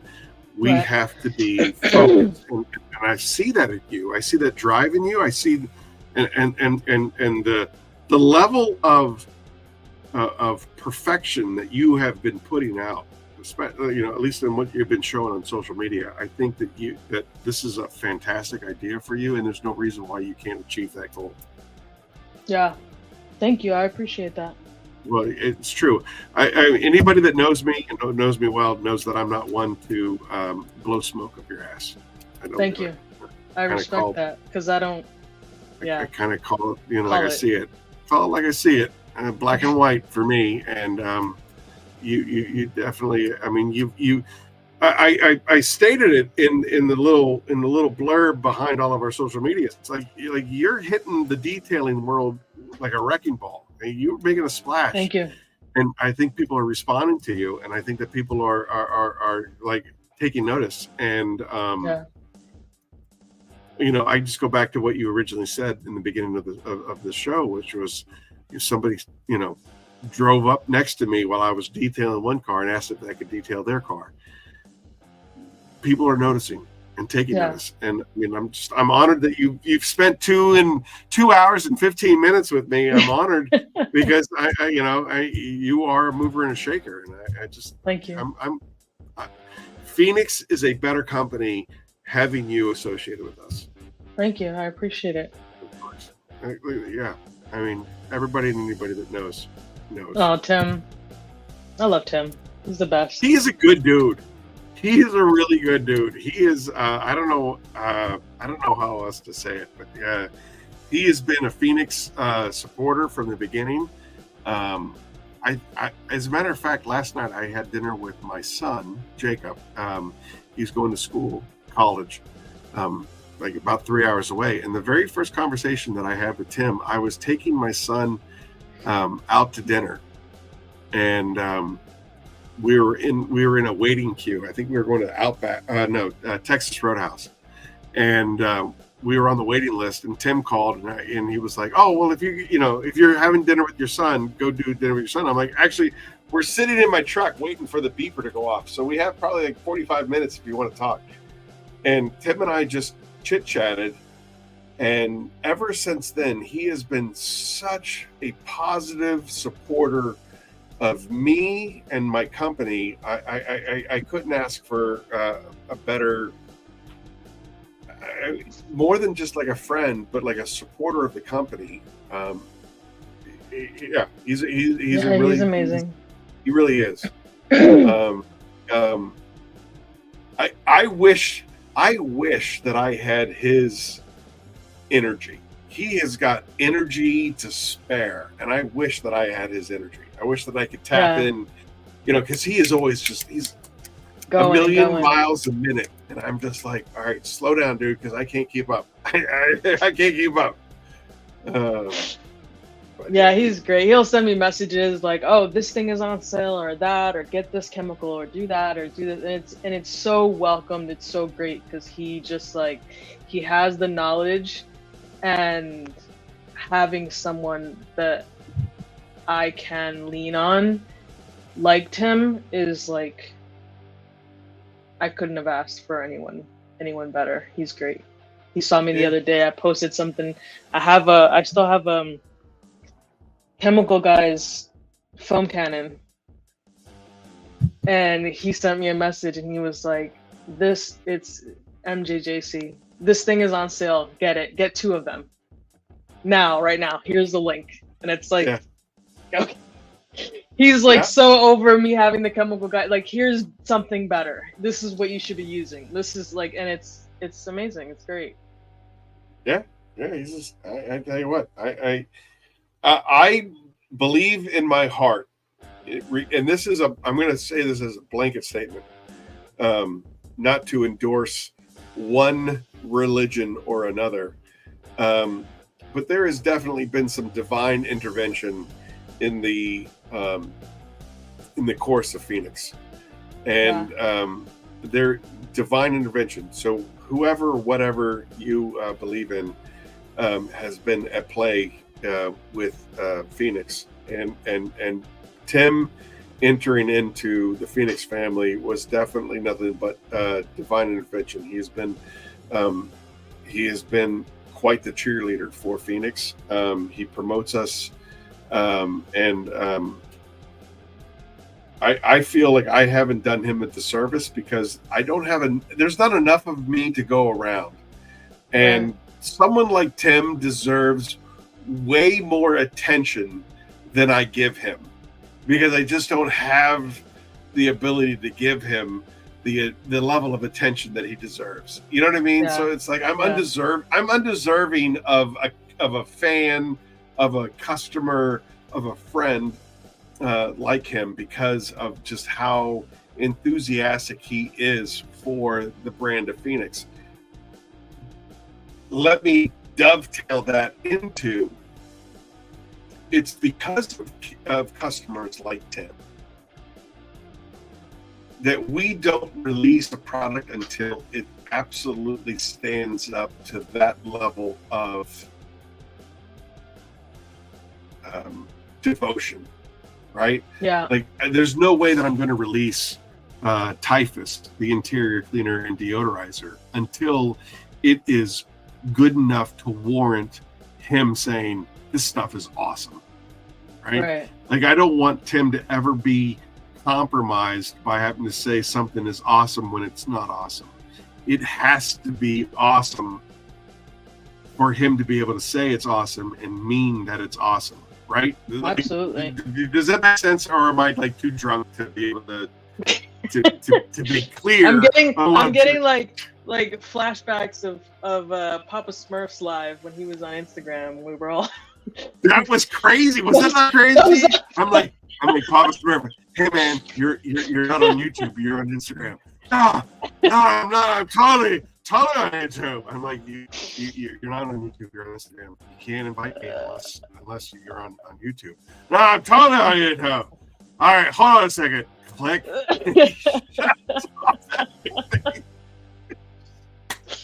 It was so great. I don't know if he's still on here, but it was great.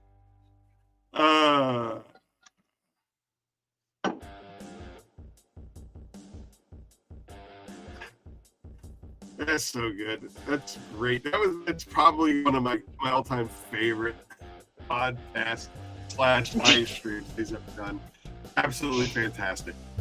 Oh God. No, I totally just go. I don't understand why I can't get you I can't invite you. I can't invite you on live stream. It's because you're on Instagram, bro. I'm not on Instagram. I'm on Instagram. I'm not. Hey, Ryan Mulhart, thanks for coming out. Again, you guys, Saturday night, 10:30 on the East Coast. On a Saturday night, you guys could be anywhere but here, but you're here, and I totally love it. Absolutely fantastic. Thank you. Tim and Adrian introduced me to Peely. The greatest compliment that Phoenix has ever gotten was from Brian from Fab Automotive, and that was, you know, that I'm a big fan of all of your products. I'm a big Phoenix supporter, but Pelias might be the best product you guys have ever made. That's awesome. Yeah, that really is right here. So anyway, won't be anywhere else than here. Thanks, hey Jim. I mean, seriously, these guys, I love this family. I really, really do. The Phoenix family is the greatest family. Now, I understand that this family is bastardized from, you know, Papa Smurf's family and Apex's family and, you know, everybody else in this detailing community. But the fact that you all are here with me is just absolutely, I love this family. I know that I have that level of humor that I have can pretty much be used with anybody in this chat room. And that's, I'm not crying. No, you're crying. I'm not crying. You're crying. You're stupid. I'm not crying. Eileen, thank you so much for coming out tonight. You have been an absolute treasure. Thank you. Like I said, I told everybody here that anything that I can do to help you with your to raise the bar, to raise the awareness of what you're doing out in 29 Palms and the surrounding community. I am going to be your #1 supporter. I'll Thank you so repost much. everything. We have 1,000 subscribers now. So Yeah. every time you post something that has anything to do with Phoenix, I'm going to repost it, and then 1,000 subscribers are going to see it. So 1,002, Super Auto said. 1,002. That's awesome, man. This is so great. What a great night! What a great night, you guys. I tell you what. Man. Yeah, it's been great. Thank you so much for the support and for bringing me on. You guys are awesome. Sorry again, I was late, but it was still a great night. It was still a great show. Christy, thank you so much. You're a big winner as well of the Titan the Four Horsemen pack for being part of the 1,000 subscribers or followers or whatever you want to call them. Everybody, thank you so much for coming out on Saturday night. Eileen, you have been absolutely wonderful guest. Thank you so much for being so generous with your time. Again, I'm going to put her contact information. Make sure you guys follow her on Instagram. She is putting out amazing content. Thank you. Her detailing is second to none. She says that she's only been doing this full time for 6 months, but she looks like she's been doing it for 6 years. Lost 60 years, 600 years. One of the best. Love you too, Tim. Your interior cleans have been just an inspiration. Like you definitely. Thank you. You service your customers beyond what they deserve. So, anyway, thank you so much, everybody. I appreciate you all coming out. Eileen, if you want to hang on for a few minutes after I end the stream, we can do a quick wrap up. Thank you so much, everybody. Smash that like button. It does help. Someday I will eventually get to actual content that has something to do to promote Phoenix. But I really love these live streams where I get to talk to people like Eileen, and we can talk about what makes the world go around in their region of the world. Until Curmudgeon's Corner 24. Thanks, everybody. Good night, everyone. Thank you, Eileen. Appreciate you. Thank you.